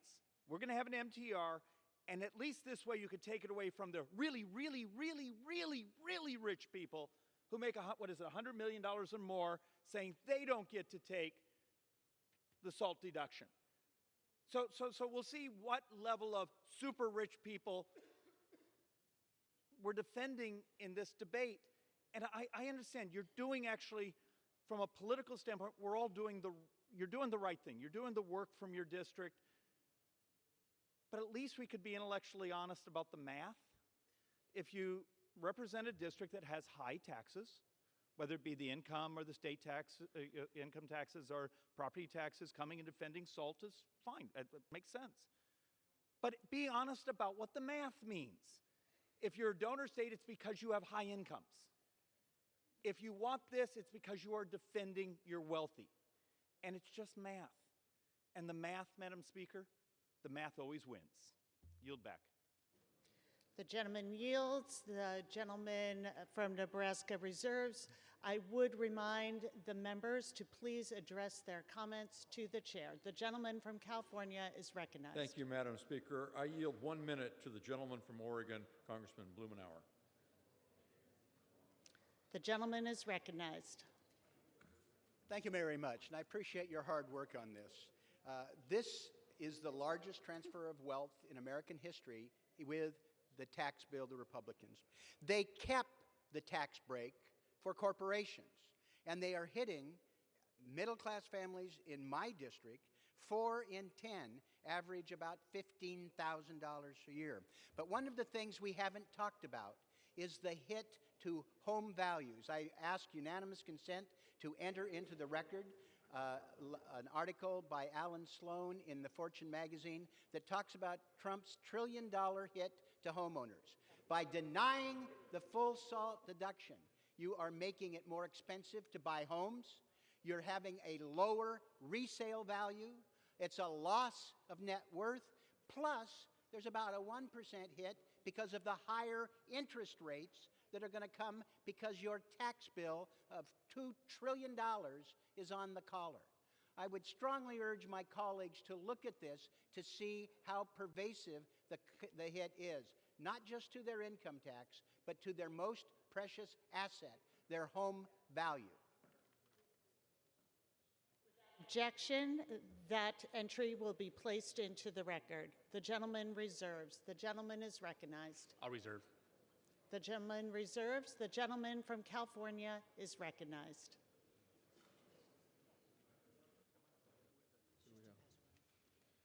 Thank you, Madam Speaker. I yield 1 minute to the gentleman from New Jersey, a leader and a very vocal advocate of this bill, Congressman Pascrell. The gentleman is recognized. Thank you, Madam Chair. I rise in strong support of H.R. 5377. The bill is carefully crafted and balanced, a package of tax relief created to address the injustice done to our middle-class families by the SALT cap. Remember, you're rich, you get double taxed. You're not so rich, you get double taxed. That's what we're talking about here. It is the product of months of hard work by members of our committee and the working group led by Mr. Thompson. I want to thank the gentleman from California for the time he spent on this and not giving up. I'm grateful to our many other colleagues from other states, blue and red. I also want to thank our committee chair, the gentleman from Massachusetts, for his leadership and hard work. I strongly urge all my colleagues to support this important legislation. And I'm going to conclude by this, Madam Chair, that they've only talked about one side, the other side.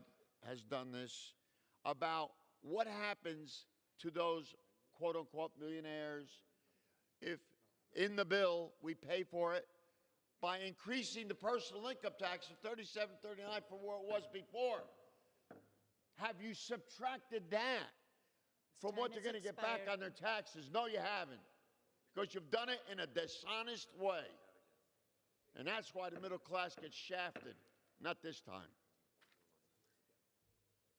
The gentleman has yielded. The gentleman from California reserves. The gentleman is recognized. I will reserve. The gentleman from California is recognized. Madam Speaker, I'd like to yield 1 minute to the gentleman from Illinois, a great member of our Ways and Means Committee, Congressman Davis. The gentleman is recognized. Thank you, Madam Chairman. My congressional district is one of the most affected congressional districts in the nation, ranking 38th among districts in highest average SALT deduction. Over 105,000 households benefited from the SALT in my district in 2017, with an average benefit of $19,400. Then the Republican tax law increased taxes on millions of Illinoisans and tens of millions of Americans. The SALT deduction is a bedrock part of the tax code since its inception. It has been around since the beginning of time. If it ain't broke, don't fix it. We need to restore it and make sure that citizens get the benefit in their communities from their state governments, and then be able to use it as a part of their income tax. I yield back. The gentleman reserves. The gentleman from Nebraska is recognized. Reserve. The gentleman from California is recognized. Madam Speaker, I yield 1 minute to the gentleman from New York, a treasured member of our Ways and Means Committee, Congressman Higgins. The gentleman is recognized. I thank the gentleman for yielding. Madam Speaker, there are many issues with the Republican tax scheme, but the $10,000 state and local tax deduction cap is one of the most egregious. The SALT deduction has been a fixture of the state tax code, United States tax code, since the introduction of the federal income tax in 1913, to acknowledge state and local taxes are paid for services that the federal government does not provide. When state and local governments lose part of that deduction, they were taxed twice. So this is an issue which has been said many times in the committee of tax fairness. While this legislation was a team effort under the direction of Mike Thompson, head of the working group, the persistence of members Bill Pascrell and Tom Swazi, they made their persistence with clarity and insistence on fairness for their constituents, inspired all of us to fight to defend that same fairness for ours. This is a good bill. I urge its support, and I yield back the balance of my time. The gentleman yields. The gentleman from California reserves. The gentleman from Nebraska is recognized. Madam Speaker, I reserve. The gentleman from California is recognized.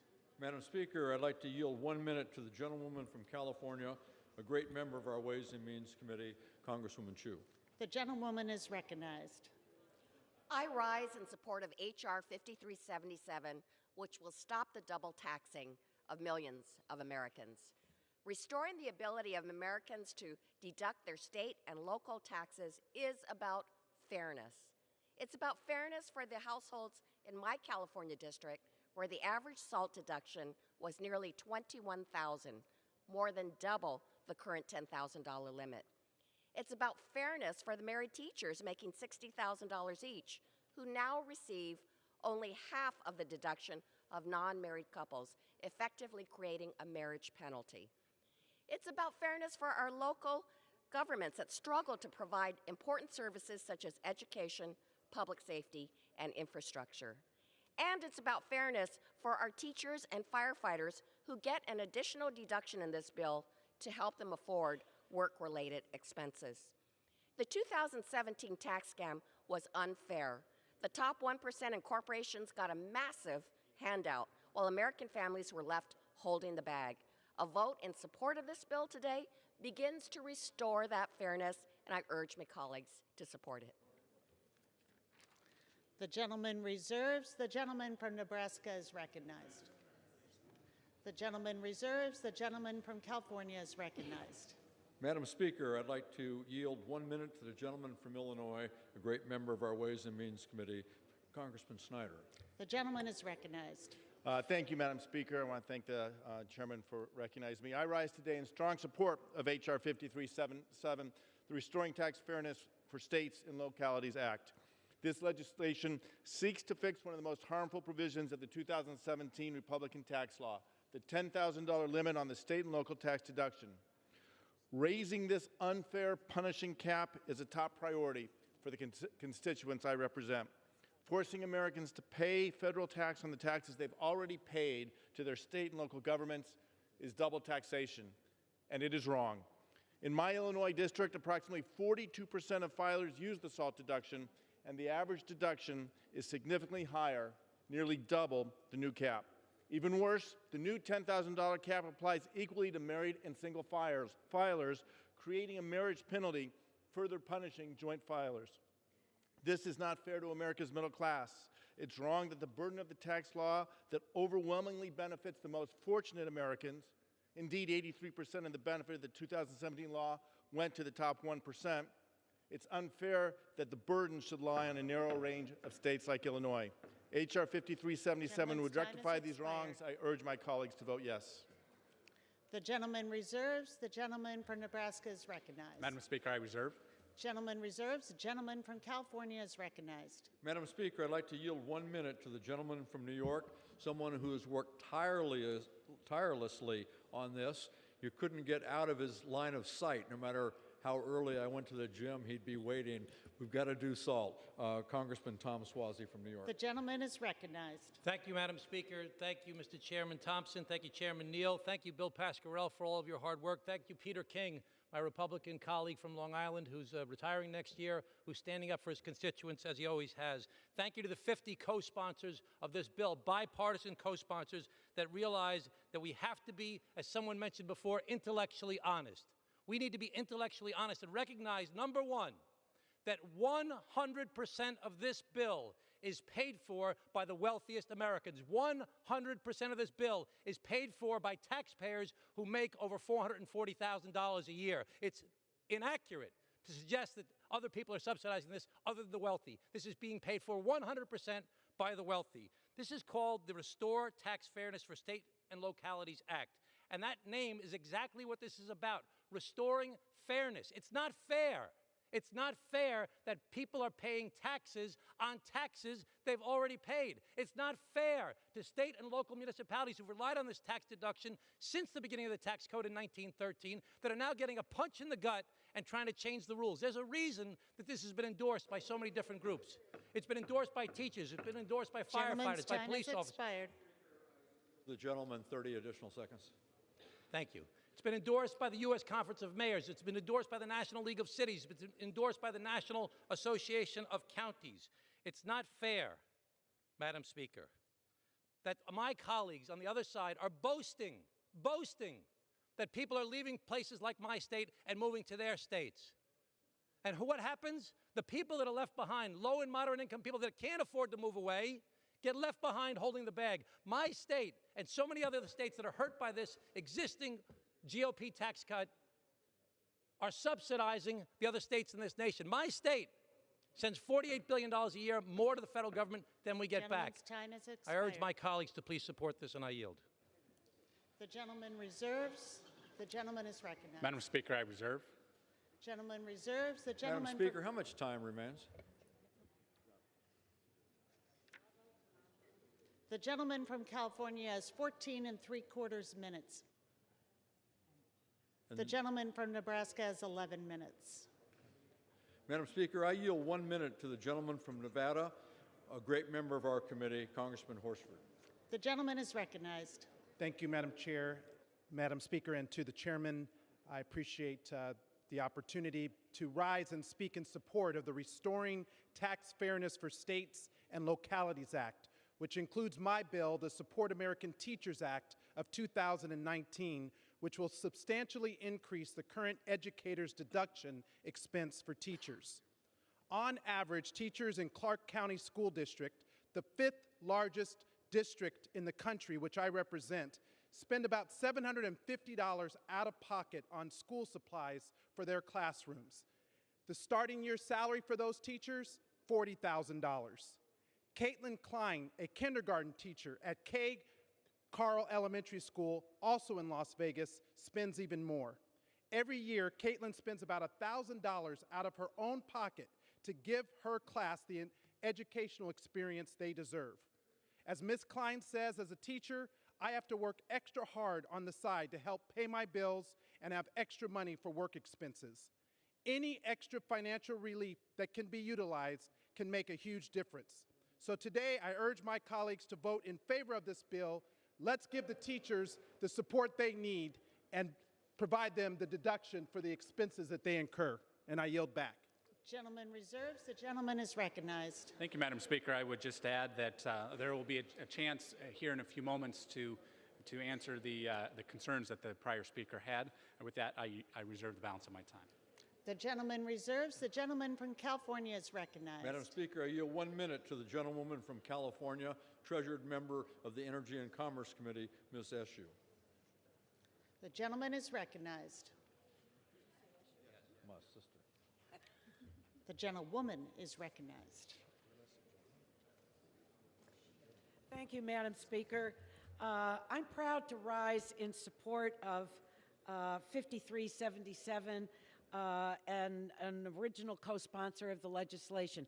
I'm going to put my full statement in the record, but let me just say a few things that are top line. Top line for my constituents. Over 200,000 constituents, households affected by this in my congressional district. Now, someone was talking about math. I think the original tax bill was bad math. It charged $2 trillion to the national debt. Fair? No. It was an assault on the middle class.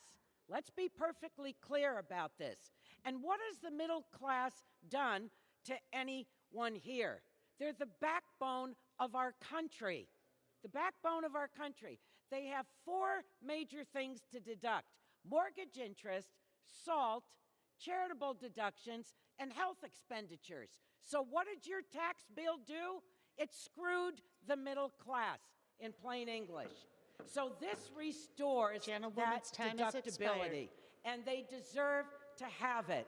And this bill is paid for. I think that's good math, and I think it's fair, and I thank Mr. Thompson and the committee for the work that they've done on it. Bravo to all of you, and thank you from my constituents. Gentleman reserves. The gentleman is recognized. Madam Speaker, in the interest of accuracy in this debate, I would like to reiterate that we doubled the standard deduction for all Americans, not just selective groups, but all Americans. We doubled that standard deduction, therefore helping the middle class, and with that, I reserve the balance of my time.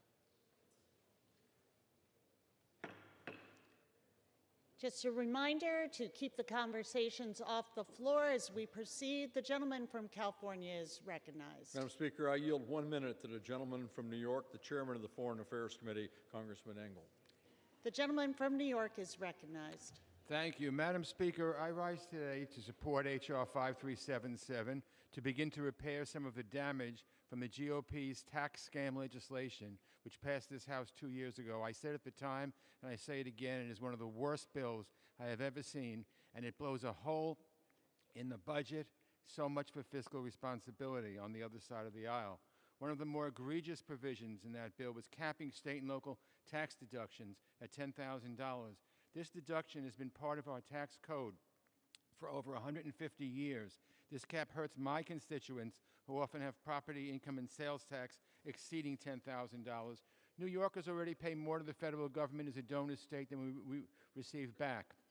We receive only 84 cents for every dollar we send to Washington. This imbalance is greater than any other state and grows because of the SALT cap. Homeowners are already seeing home values decline because of a SALT cap. Earlier in this year, I introduced H.R. 515 with 20 of my colleagues repeal this harmful tax provision. I'm pleased to see my New York colleague, Mr. Swazi's measure containing much of my bill here on the floor today. In conclusion, let me say we need to reverse some of the harm the GOP's tax scam bill has inflicted on so many Americans, especially my New York constituents. Support H.R. 5377, and let's be fair once and for all.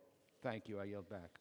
The gentleman reserves. The chair will receive a message. Madam Speaker, messages from the Senate. Madam Speaker, Madam Secretary. I have been directed by the Senate to inform the House that the Senate has passed S-1822, an act to require the Federal Communications Commission to issue rules relating to the collection of data with respect to the availability of broadband services and for other purposes, in which the concurrence of the House is requested. The gentleman from Nebraska is recognized. Madam Speaker, I now yield 1 minute to the gentleman from Texas, Mr. Arrington. The gentleman is recognized. Thank you, Madam Speaker. I want to first commend my colleague from New York, Mr. Swazi, for his passionate advocacy for his district. I understand where his heart is. I understand his motives. I know they're pure, and it makes it a lot easier to work with people that approach public policy that way. But as I mentioned to him in committee, I think this is wrong-headed. Fundamentally bad public policy. It's certainly not in keeping with benefiting the general welfare of the public. Restoring these SALT deductions, I'm sure many of these points being made earlier discourage local and states from keeping their taxes low. They also penalize states like Texas who keep their tax rates low, and the majority of the benefit of these deductions will go to millionaires. That's not an exaggeration. Over 50% of the benefit will go to people who are millionaires. In fact, 95% of the benefit will go to folks who make over $200,000. That's real money in West Texas. So one of the biggest problems I have with this ultimately is we're raising that top rate after we cut taxes, restored more freedom to the markets, unleashed growth, job creation, all the tremendous response from the Tax Cuts and Jobs Act, and now we're putting a tax burden on the American people. We're raising taxes on small businesses. A third of the taxes being raised here will fall on small businesses, mom and pop shops, community banks, family farmers. Main Street will be negatively affected in a big way, so I urge my colleagues to vote no on this legislation. The gentleman reserves. The gentleman from California is recognized. Madam Speaker, I yield 1 minute to the gentleman from Illinois, Congressman Caston. Thank you. Is recognized. I rise in support of H.R. 537, and I want to start by thanking my colleagues across the aisle for passing the Tax Cut and Jobs Act. My predecessor campaigned on it, and I wouldn't be here otherwise, so thank you all. It's important to understand this. We need to pass this bill to undo the damage done by that bill, the hurt it gave to middle-class families, teachers, first responders across the country. From the very first tax code in 1913, we've included allowing a deduction for state and local taxes for the simple reason that we shouldn't tax people twice. And it's not just going back to 1913. Our founders got that point as well. Alexander Hamilton, Federalist 32, he wrote, "An independent and uncontrollable authority to raise their own revenues for the supply of their own wants would be a problem." What Hamilton understood is that certain services... Madam Speaker, the House is not in order. Not in order. Please take your conversations off the floor. The gentleman is recognized. What Hamilton understood is that certain services, roads, schools, fire departments, libraries, are better and more efficiently provided by local authorities. And when we double taxation, we create a fight between federal and local authorities for finite resources to the detriment of those critical local services. The repeal of the state and local tax deduction, the Tax Cut and Jobs Act was I urge my colleagues to vote yes, and I yield back.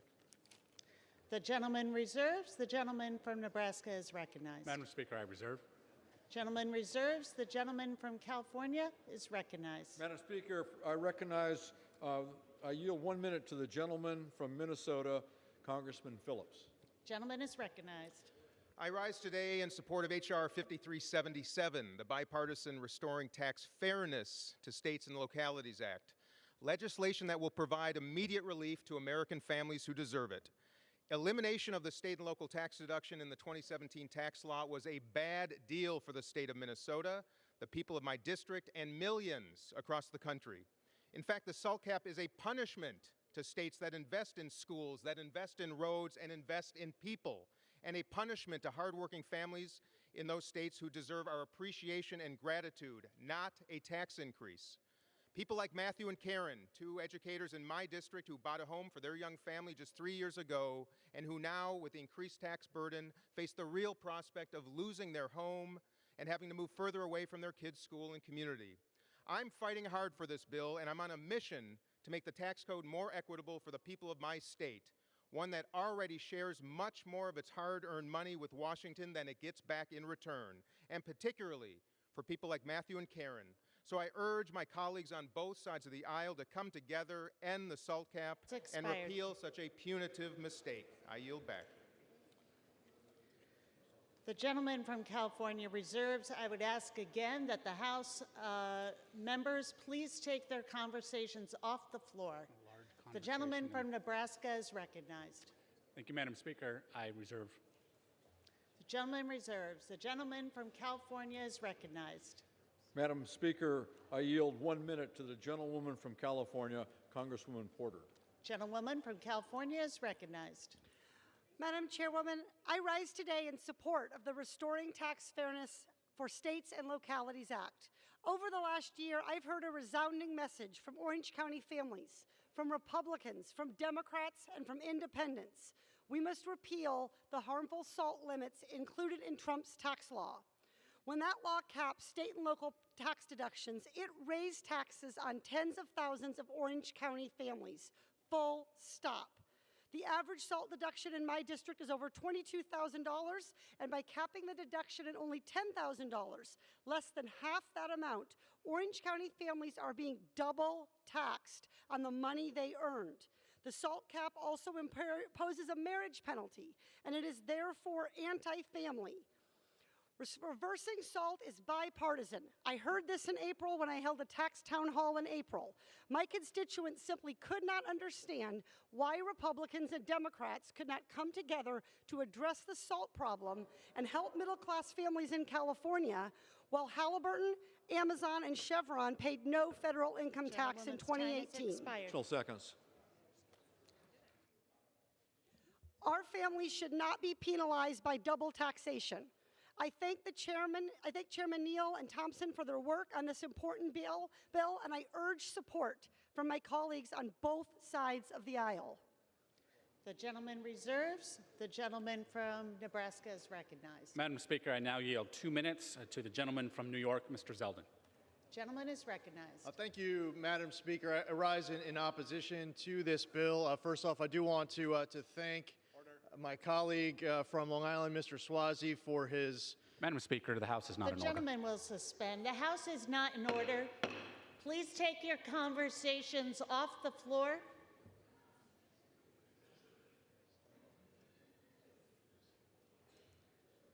The gentleman is recognized. Thank you, Madam Speaker. As I was saying, my colleague from Long Island, Mr. Swazi, and I have engaged in many conversations about this important issue, and I'm sure that will continue after today's debate. I'd like to clear up a few things about this legislation before us today to cut through some of what's been debated. This bill permanently hikes taxes on individuals and small businesses to 39.6%, for those currently in the 37% tax bracket, and for many in the 35% tax bracket as well, in exchange for a very temporary change of the SALT deduction only until 2021. So the SALT deduction is going to change very temporarily, but permanently we're going to be increasing taxes on individuals and small businesses. So pass-through businesses, we have to understand that 90% of U.S. businesses are pass-throughs. They don't pay the corporate tax rate. They pay under the individual tax rate. And Almost 100% of all pass-through businesses have less than 100 employees. We're increasing taxes permanently on all of these small businesses in exchange for that short-term change. I support multiple active bills that would change the state and local tax deduction without raising any taxes on individuals and small businesses.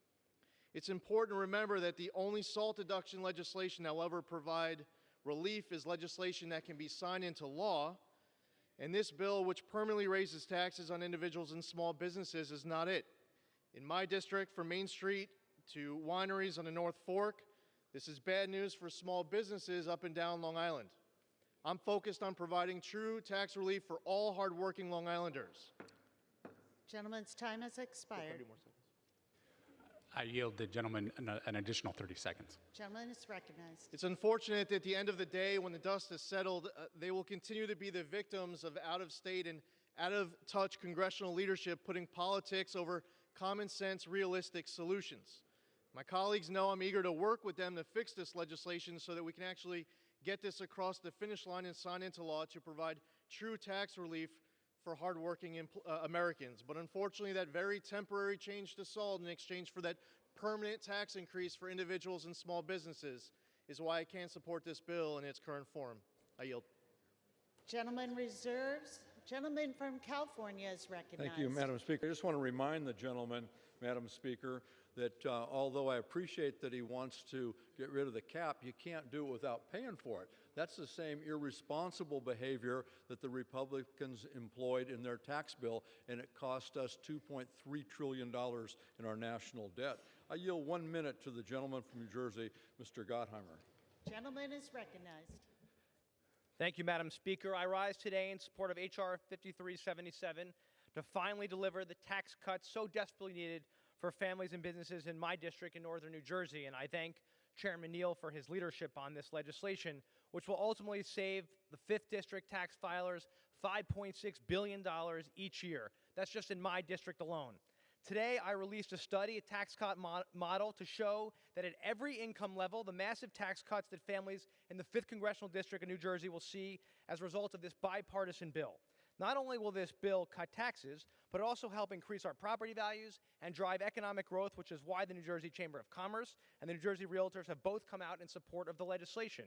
We have to fix the mess caused by the 2017 tax hike bill in the moocher states and provide actual tax cuts for Jersey families, first responders, and small businesses. Ever since I joined Democrats and Republicans in voting against the 2017 tax hike bill, I've been fighting to fully reinstate SALT and finally cut taxes for New Jersey families. It's time we really fought back against the moocher states who literally stole $800 billion right out of our pockets. I'm sick and tired of paying their bills of the moocher states. This is a huge win for Jersey families and an actual tax cut. I urge my colleagues to vote yes, and I yield back. Thank you. Gentleman reserves. The gentleman is recognized. Thank you, Madam Speaker. I would remind my colleague who just spoke that the average family of 4 in his district received a benefit through Tax Cuts and Jobs Act of about $5,000 per year.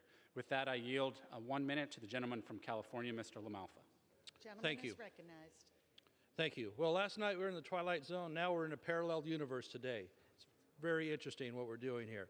I come from a high-tax state, California, that we bear the cost of so much tax increases from Sacramento. So all we're doing here is justifying the increase in the car tax, the increase in the gas tax, spending the money on a dead high-speed rail project, the increase from a mysterious gas tax, the cap-and-trade tax. All we're going to do here is reward bad behavior in California and 5 or 6 other high-tax states.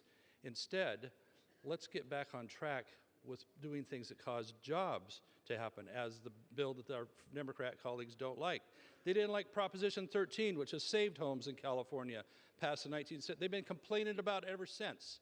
Now they're trying to eviscerate Prop 13 and raise taxes on businesses. This will just justify that ability to do that. Don't send a message that they can raise taxes in California or other states anymore by what happens in this place. I yield back.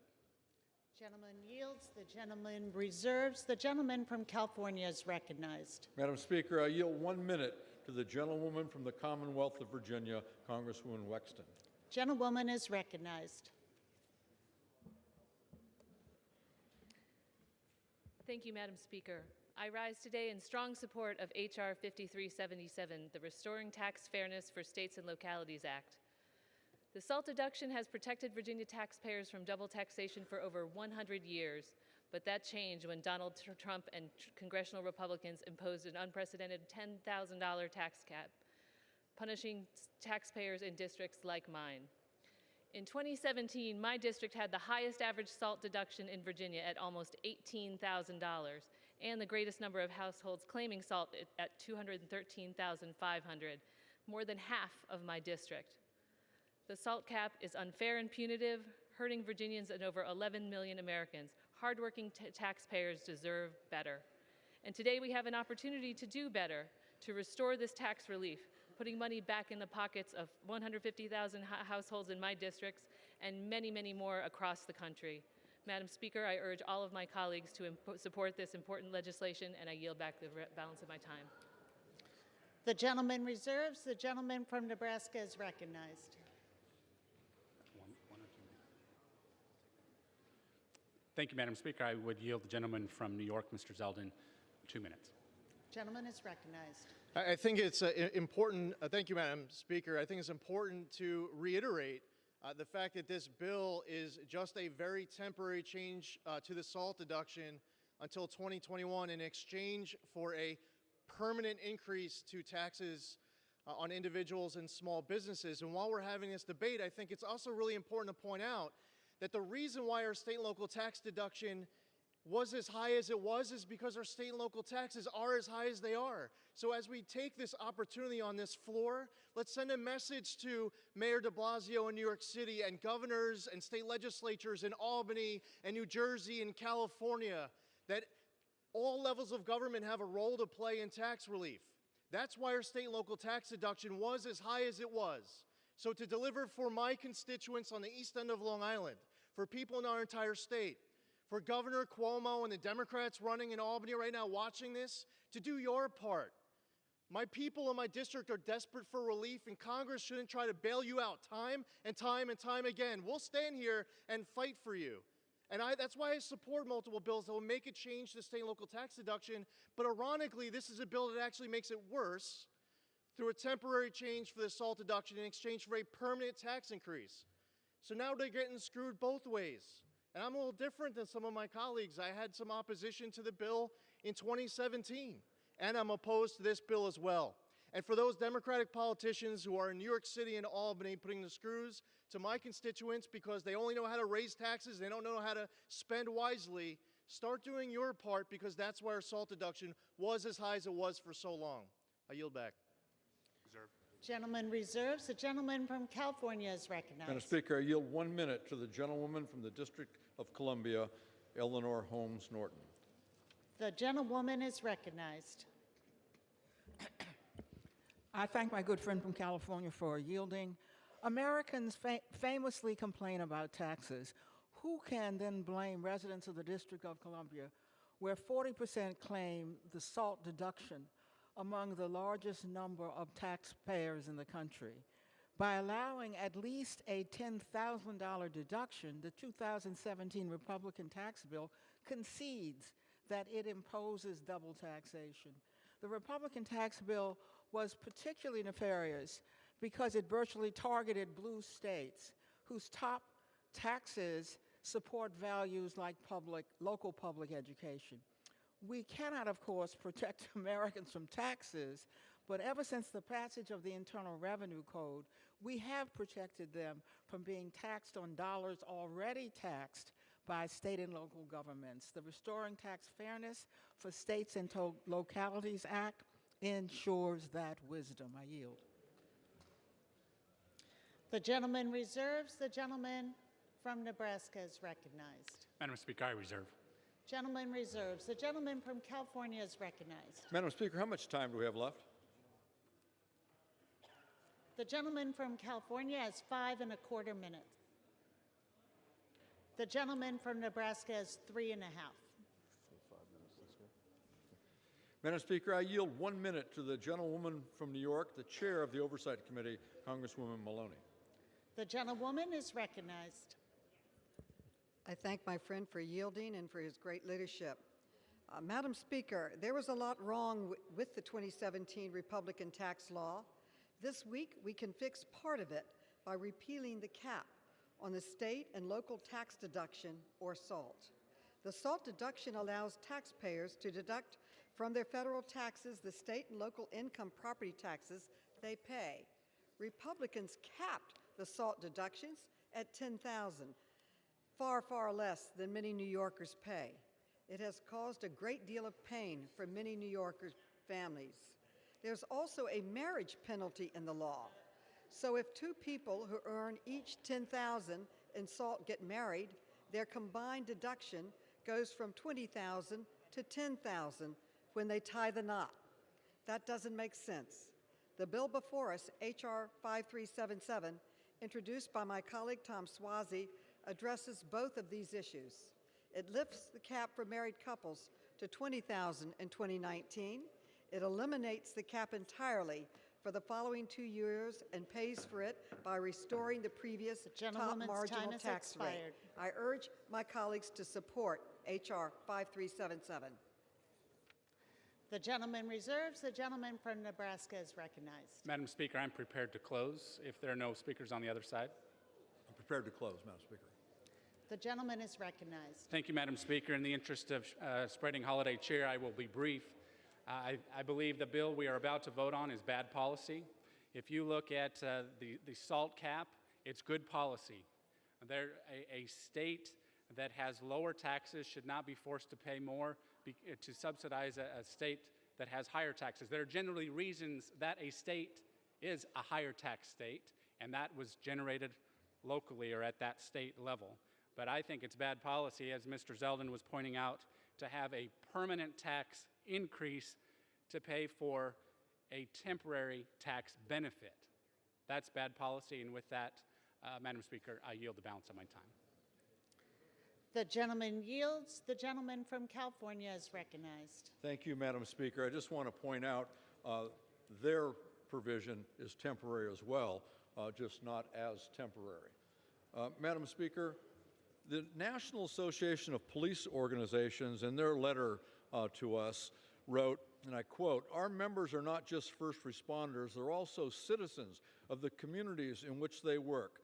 The fact is that capping the SALT deduction is a significant tax increase for many suburban homeowners, including law enforcement officers. This puts them squarely in the range of middle-class taxpayers that the Tax Cuts and Jobs Act was supposed to help. Instead, with the SALT deduction capped at $10,000, many first responders are finding themselves on the wrong end of a tax hike. We support the 2-year repeal of the cap and call on Congress to permanently repeal it for homeowners, for our communities, and for first responders who work every day to keep those communities safe." Madam Speaker, I want to take just a quick moment as we head into this holiday season to offer my appreciation to the Ways and Means tax staff. The members that serve on Ways and Means already know that they have the hardest working men and women on the Hill at their disposal. This bill would not have been possible without their commitment, their policy expertise, dedication, and hard work. And I want to take a minute to thank my subcommittee staff director, Aruna Kalyama, and the lead staffer on the SALT deduction, Peg McLynch, my senior counsel, Terry McField, as well as the tremendous efforts of Scott LaRoche, Arjun Ghosh, Lee Slater, and Andrew Grossman on the committee. They do great work, and we should all be really glad that they're here. All Americans should be.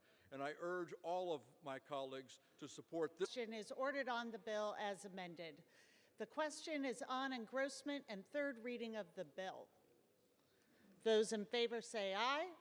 Those opposed, no. The ayes have it. Third reading. A bill to amend the Internal Revenue Code of 1986 to modify the limitation on deduction of state and local taxes and for other purposes. The House will come to order. For what purpose does the gentleman from South Carolina rise? Madam Speaker, I have a motion at the desk. Is the gentleman opposed to the bill? I am in its present form. The gentleman qualifies. The clerk will report the motion. Mr. Rice of South Carolina moves to recommit the bill H.R. 5377 to the Committee on Ways and Means with instructions to report the same back to the House forthwith with the following amendment. And the matter proposed to be inserted by Section 2A, insert Madam Speaker, I that ask the unanimous adjusted gross consent to income. dispense with the The reading. clerk will suspend. The gentleman from South Carolina. I ask Does it- unanimous consent to dispense with the reading, Madam Speaker. Is there objection? Without objection, the reading is dispensed. The gentleman is recognized for 5 minutes. Madam Speaker, my motion to recommit is very simple. It would retain, despite the terms of the underlying bill, it would retain the cap, the $10,000 cap on the SALT deduction only for tax returns where the people earn more than $100 million a year. This would produce about $7 billion in savings, and we would apply the $7 billion to doubling the deduction for firefighters and teachers' supplies from $500, which is provided in the underlying bill, to $1,000. Madam Speaker, my friends across the aisle love to say that they're the party of the downtrodden and the middle class, but their actions certainly speak a lot louder than their words. And the underlying bill here is a plain giveaway to the rich. Let me say that again. It is a plain giveaway to the rich.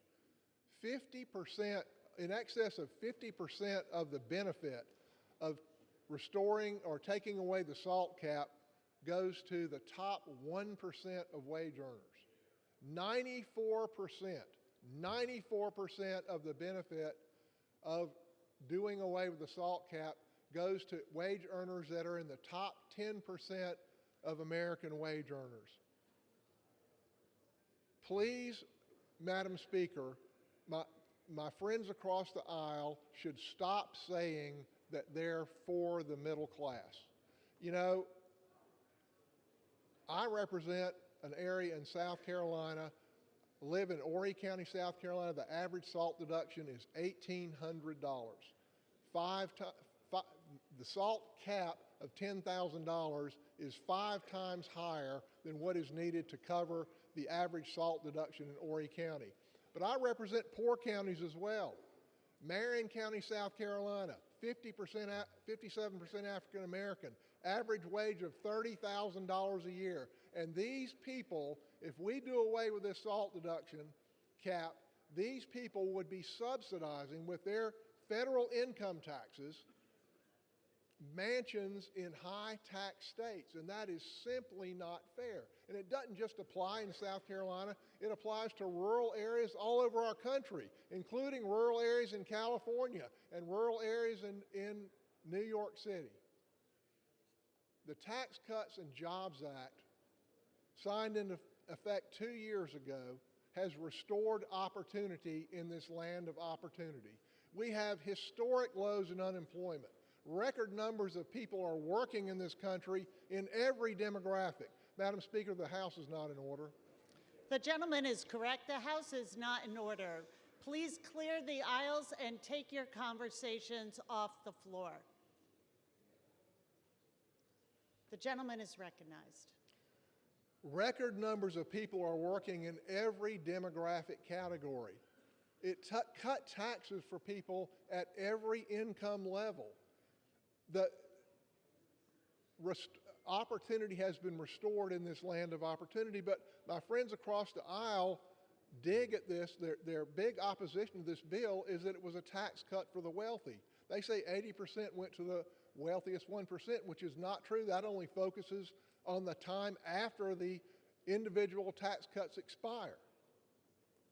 But their proposal to fix the Tax Cuts and Jobs Act, their proposal to fix this bill that they say is a tax cut for the wealthy, is to put back an even greater tax cut for the wealthy. Again, 94% of the benefit of this bill goes to people who earn in the top 10% of wage earners in this country. There's an old proverb, Madam Speaker, I can't hear what you're saying because your actions scream so loudly.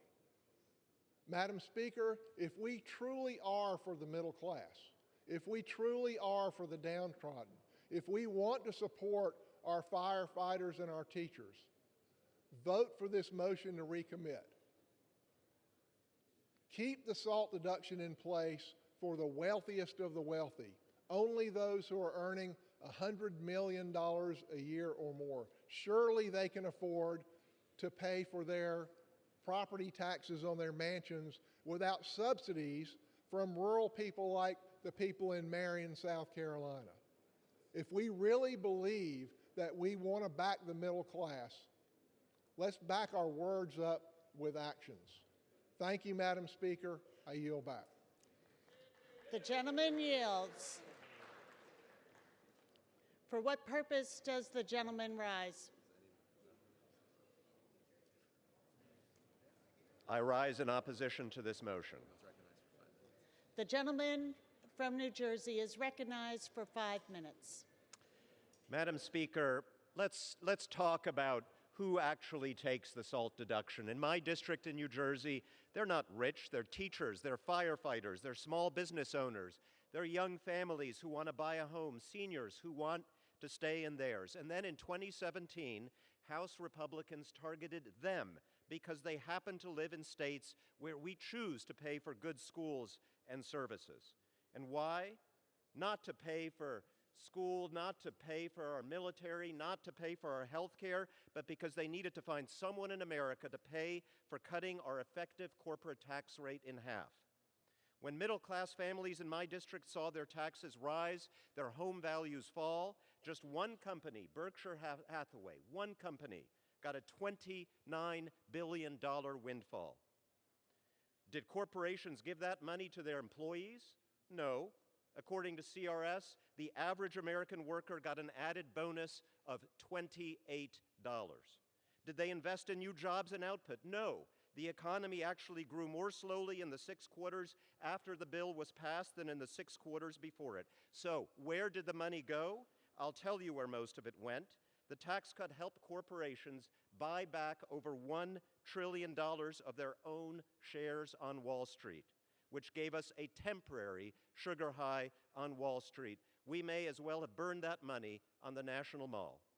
For this, the Republican tax bill took from middle-class families money they needed to buy their first home, to send their kids to college, to stay in their home when they retire. For this, because capping SALT wasn't nearly enough to pay for that bill, the bill blew a $2 trillion hole in the national debt, just as everyone on our side predicted, because we used something called math. Madam Speaker, let's restore the SALT deduction, vote for this bill. I yield 2 minutes to the gentlelady from California. The gentleman cannot yield blocks of time. I yield to the gentlelady from California. The gentlelady is recognized.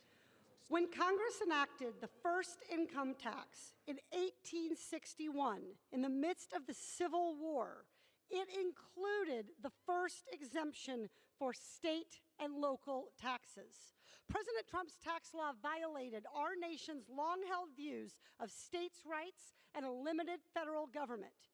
It has long been accepted in America that we do not tax the same income twice. Federal taxation must not crowd out the taxes needed to support critical state and local functions like good schools, roads, and bridges. That principle was first stated in the Federalist Papers. It is a core component of states' rights, and it was attacked by Trump's tax law. The SALT deduction expresses the longstanding American preference of local solutions to local problems. President Trump's tax law hurts California communities. By limiting the deductibility of... Is not in order. Please clear the aisles and take conversations off the floor. The gentlelady is recognized. By limiting the deductibility of state and local taxes, the Trump tax law was a direct threat to states and communities that are investing in local services. Over the long term, it will cause local governments to slash revenue that funds schools, healthcare, transit, parks, and first responders.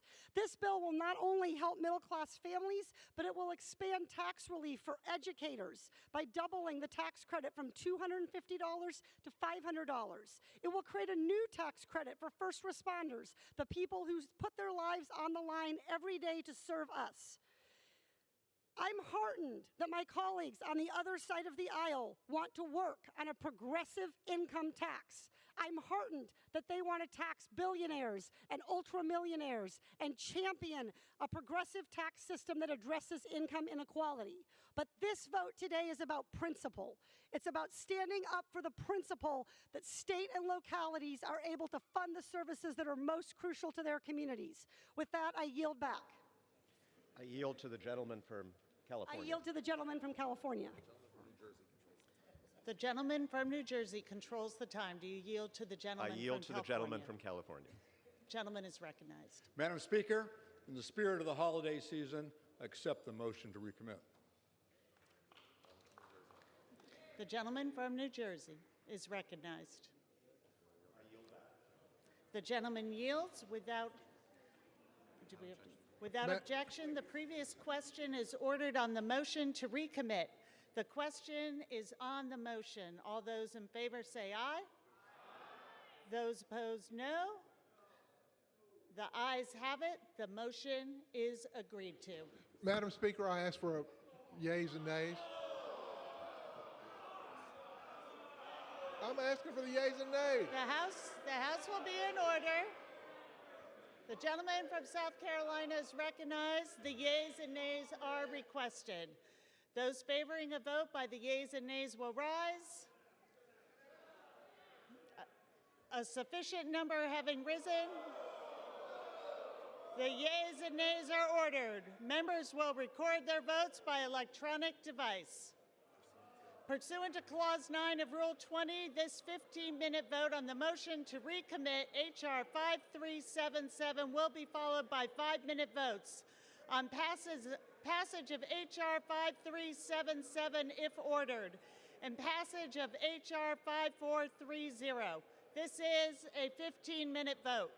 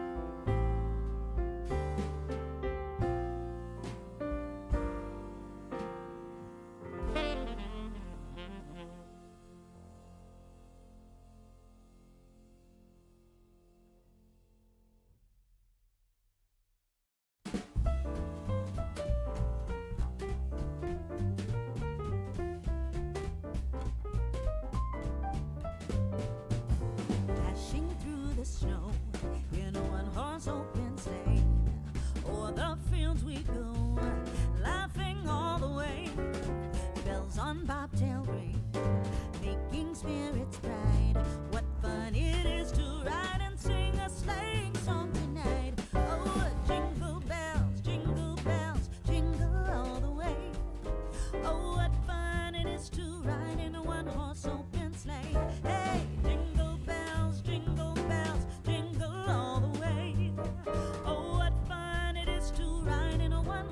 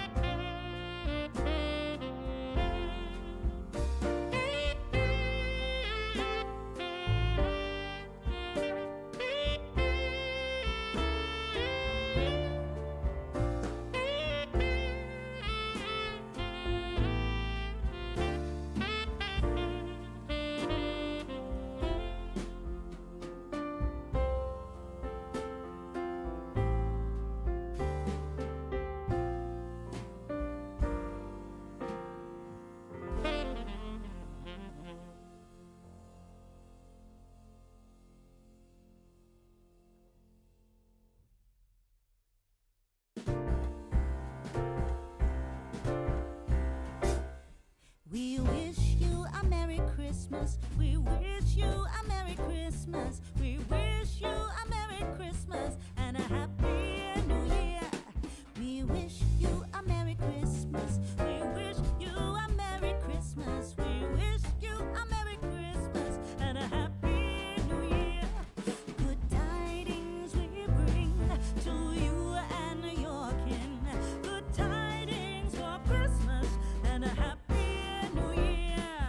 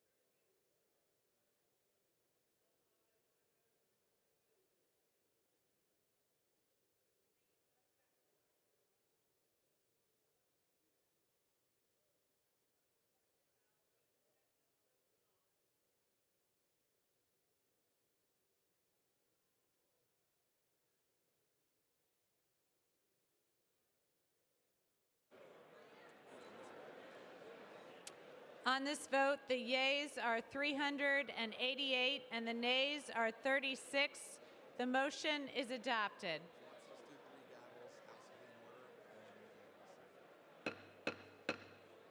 The House will be in order.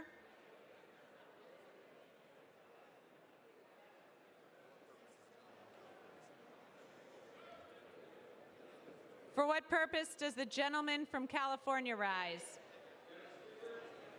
Pursuant to the instructions of the House in the motion to recommit, I report H.R. 5377 back to the House with an amendment and ask everyone to vote for this measure. The clerk will report the amendment. Amendment offered by Mr. Thompson of California. Mr. Thompson of California moves to recommit the bill H.R. 5377 to the Committee on Ways and Means with instructions to report the same back to the House forthwith with the following amendment. In the matter proposed to be inserted by Section 2A, insert, if the adjusted gross income of the taxpayer for such taxable year does not exceed $100 million after January 1, 2020. In Section 3, strike subsection A and insert the following, A in general. Section 164B. Did you read the whole thing, Susan? Matt? The clerk will suspend. Gentleman from Nebraska is recognized. Madam Speaker, I ask unanimous consent to dispense with the reading. With that objection, the reading is dispensed of. The question is on adoption of the amendment. Those in favor, please say aye. Those opposed, please say no. The ayes have it. The amendment is agreed to. The question is on engrossment and third reading. Those in favor, please say aye. Those opposed, please say no. The ayes have it. Third reading. A bill to amend the Internal Revenue Code of 1986 to modify the limitation on deduction of state and local taxes and for other purposes. The question is on the passage of the bill. Those in favor, please say aye. Those opposed, please say no. In the opinion of the chair, the ayes have it. Madam Speaker, The gentleman from Nebraska is recognized. I request a record vote. A recorded vote is requested. Those favoring a recorded vote will rise. A sufficient number having risen, a recorded vote is ordered. Members will record their votes by electronic device. This is a 5-minute vote.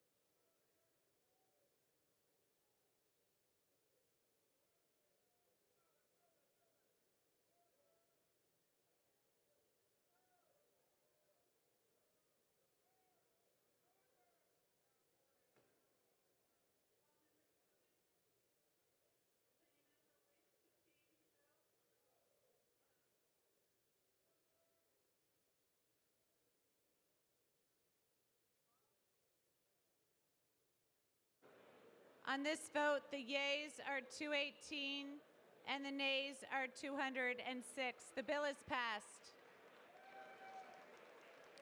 Without objection, the motion to reconsider is laid on the table.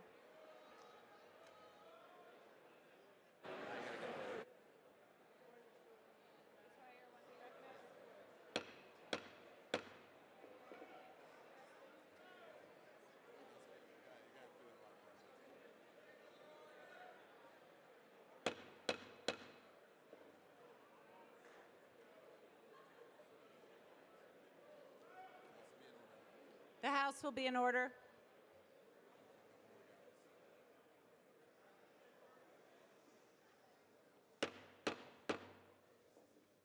For what purpose does the gentleman from Maryland seek recognition? Madam Speaker, I ask unanimous consent to speak out of order for 1 minute.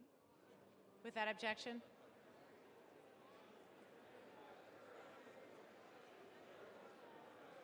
Madam Speaker, following the vote on the passage of H.R. 5430, members are advised that there will be no more votes in the House until January 7th.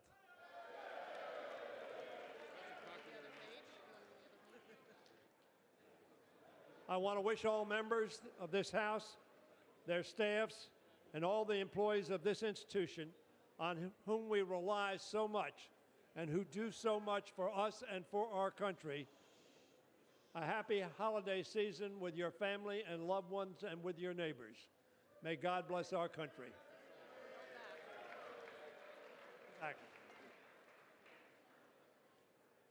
Pursuant to Clause 8 of Rule 20, the unfinished business is the vote on passage of H.R. 5430, on which the yeas and nays are ordered. The clerk will report the title of the bill.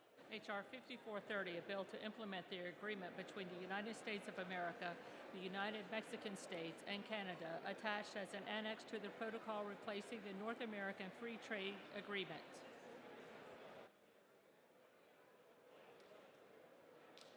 The question is on passage of the bill. Members will record their votes by electronic device. This is a 5-minute vote.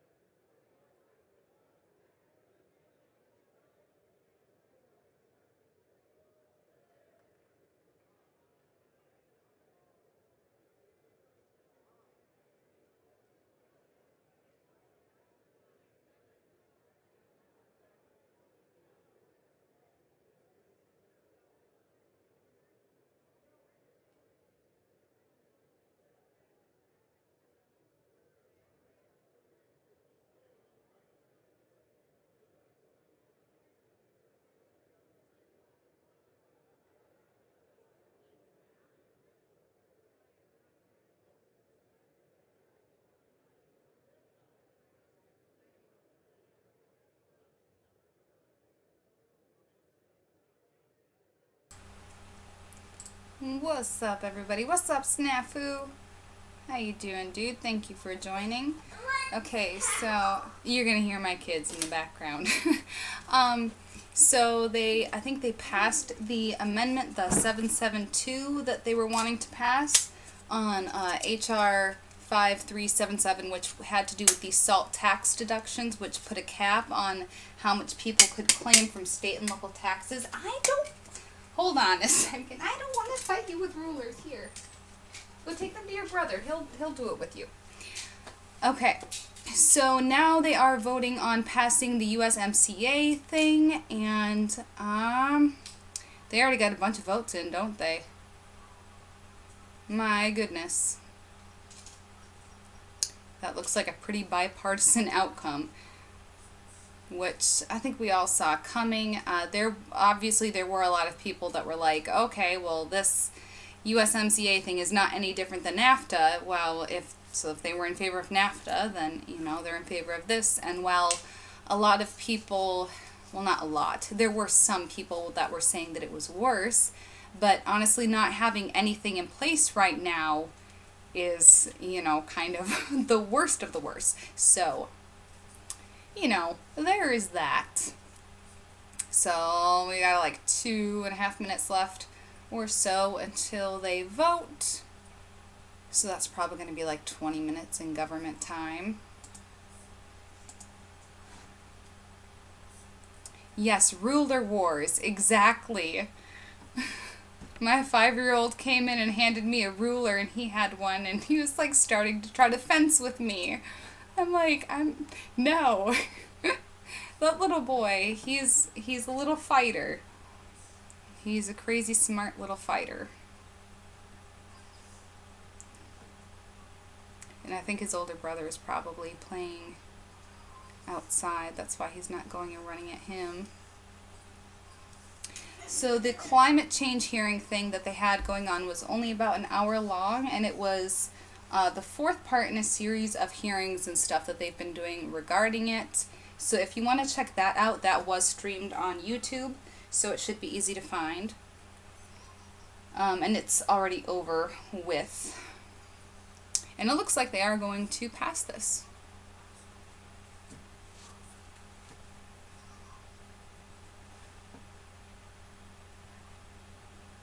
I don't really know why sometimes they ask for a recorded vote. It seems like you know what the outcome is going to be, and then other times it's like, well, of course they're going to be asking for a recorded vote because everybody is so split on it. But I guess they just always want to do this. They always want to take their time.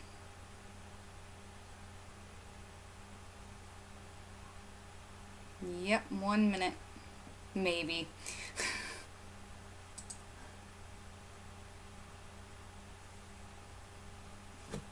There have been times that it said it was like an under 15-minute vote. That was just recently. It said an under 15-minute vote, and it was like over 25 minutes that I was waiting. And I hate silent streams, so I'm just rambling. So how's everybody's day going? Mine's going okay. I've been jumping back and forth from doing this and cleaning my house like a mad woman for a little Christmas party that I'm going to have on Saturday. And Snafu, I am going to do that thing and send you the link probably tomorrow.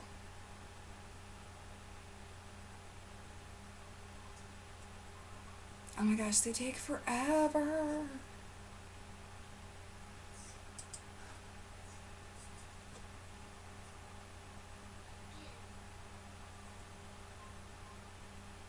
Do you guys like doing holiday parties? I love doing holiday parties, especially for kids. It's so fun. You get to just like do everything super Christmassy and act like a complete dork, which is totally right up my alley. Doing all the crazy silly things. We're gonna do pin the nose on the snowman and a reindeer obstacle course and all kinds of fun stuff. I'm excited. And I think I'm just as excited as my kids are, if not more.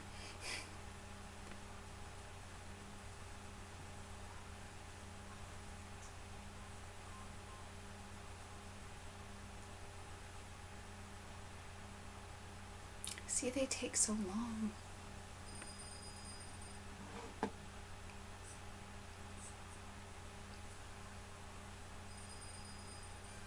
The timer is up. Call the vote. I get so frustrated with this.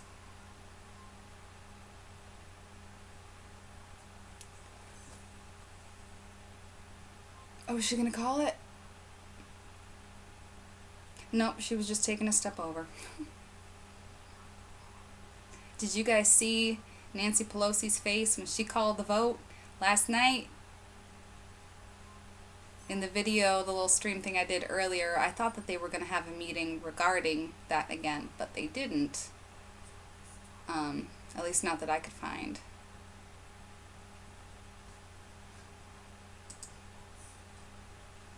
Are they calling it? Oh, not yet.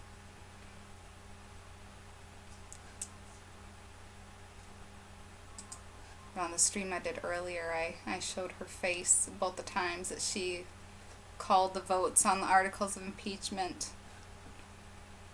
She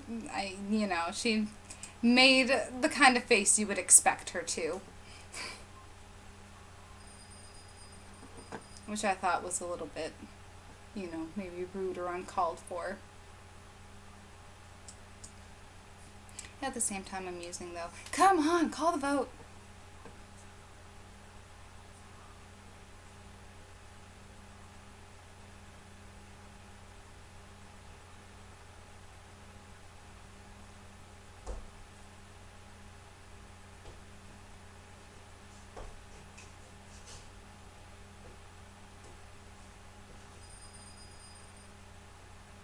I wonder if you guys can hear all this noise in the background.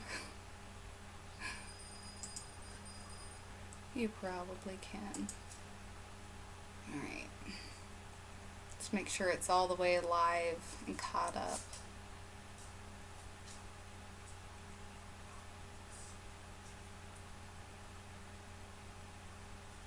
If it will catch up.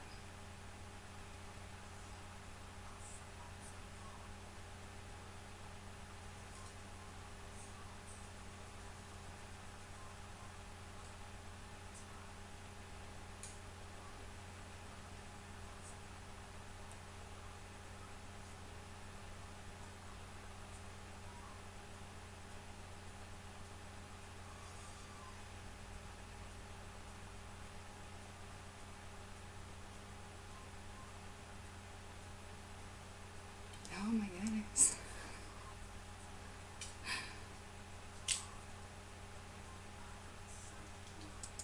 The government runs on mom time. You know how you ask a mom like how long it's going to be until something happens? Like when you're little, you ask your mom like, oh, how much longer until we can go wherever? And they're like, oh, 5 minutes, 5 minutes. And then it's like 20 minutes later and you're like, how much longer?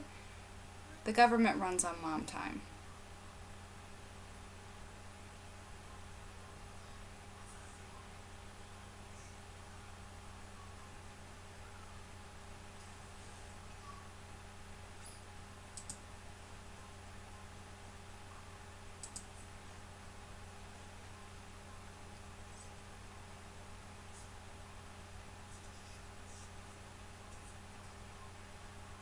Okay, I think they're going to call it.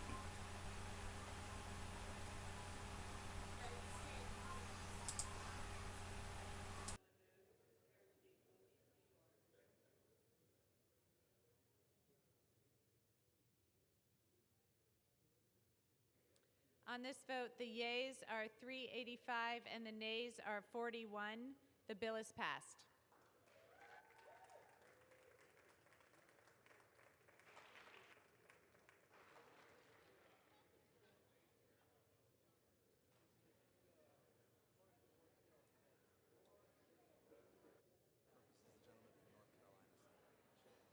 For what purpose does the gentleman from North Carolina seek recognition?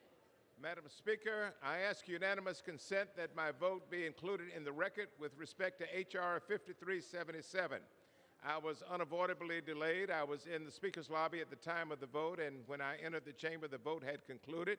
Had I been on the floor, Madam Speaker, I would have voted aye. Without objection, the gentleman's statement will appear in the record. Thank you, Madam Speaker.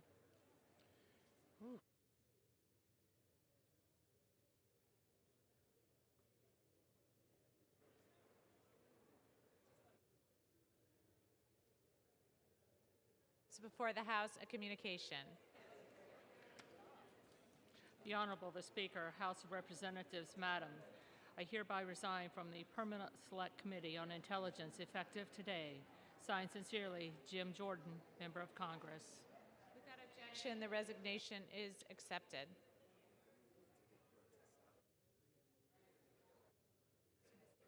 The Chair announces the Speaker's appointment pursuant to Clause 11 of Rule 10, Clause 11 of Rule 1, and the order of the House of January 3rd, 2019, of the following member of the House to the Permanent Select Committee on Intelligence.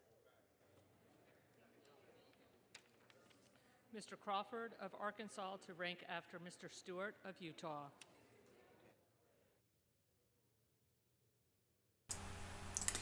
Okay, so I think now they are just going over just basic things that they have to get through, some of the stuff that they've been having to put off because of the impeachment hearings and stuff like that. So I think this is where I'm going to end the stream. So they did pass the USMCA thing and the other thing regarding the SALT tax deduction cap. So that is the synopsis of the last few hours.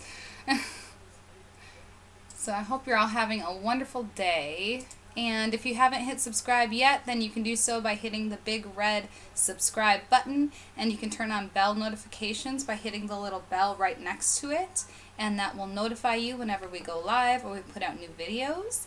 And you can find links to great resources and all kinds of good stuff on our website, thedailygreens.org. And you can follow us on Twitter at dailygreensnips. And I think that is all the blabbering that I need to do for today. I hope you all have a wonderful day. Thank you so much for joining. Thanks for stopping in, Snafu Snaps. Awesome possum. Yeah. Okay. I'm going to turn off the stream now. Thanks for watching, everybody. Have a great day. Let's put on some Christmas song or two to end to.